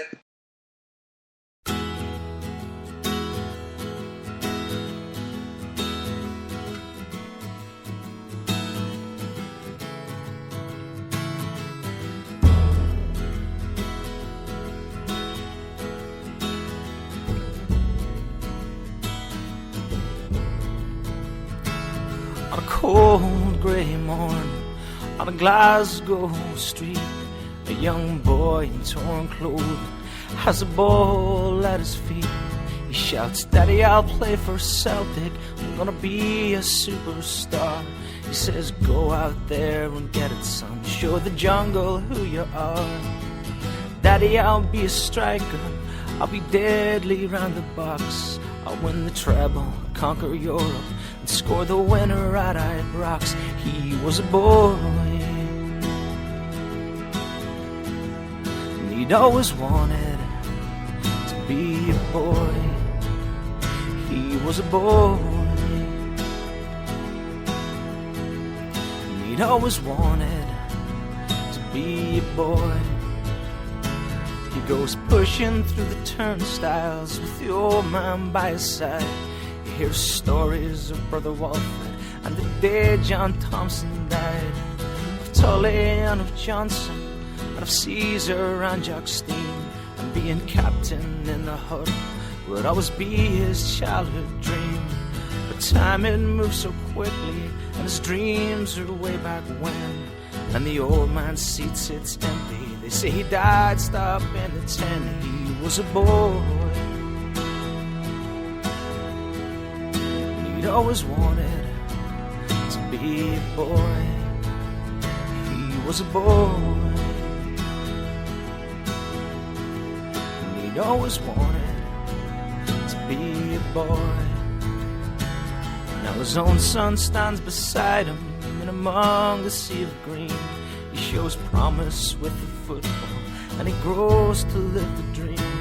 Come his granddad's anniversary, he's Captain Derby Day.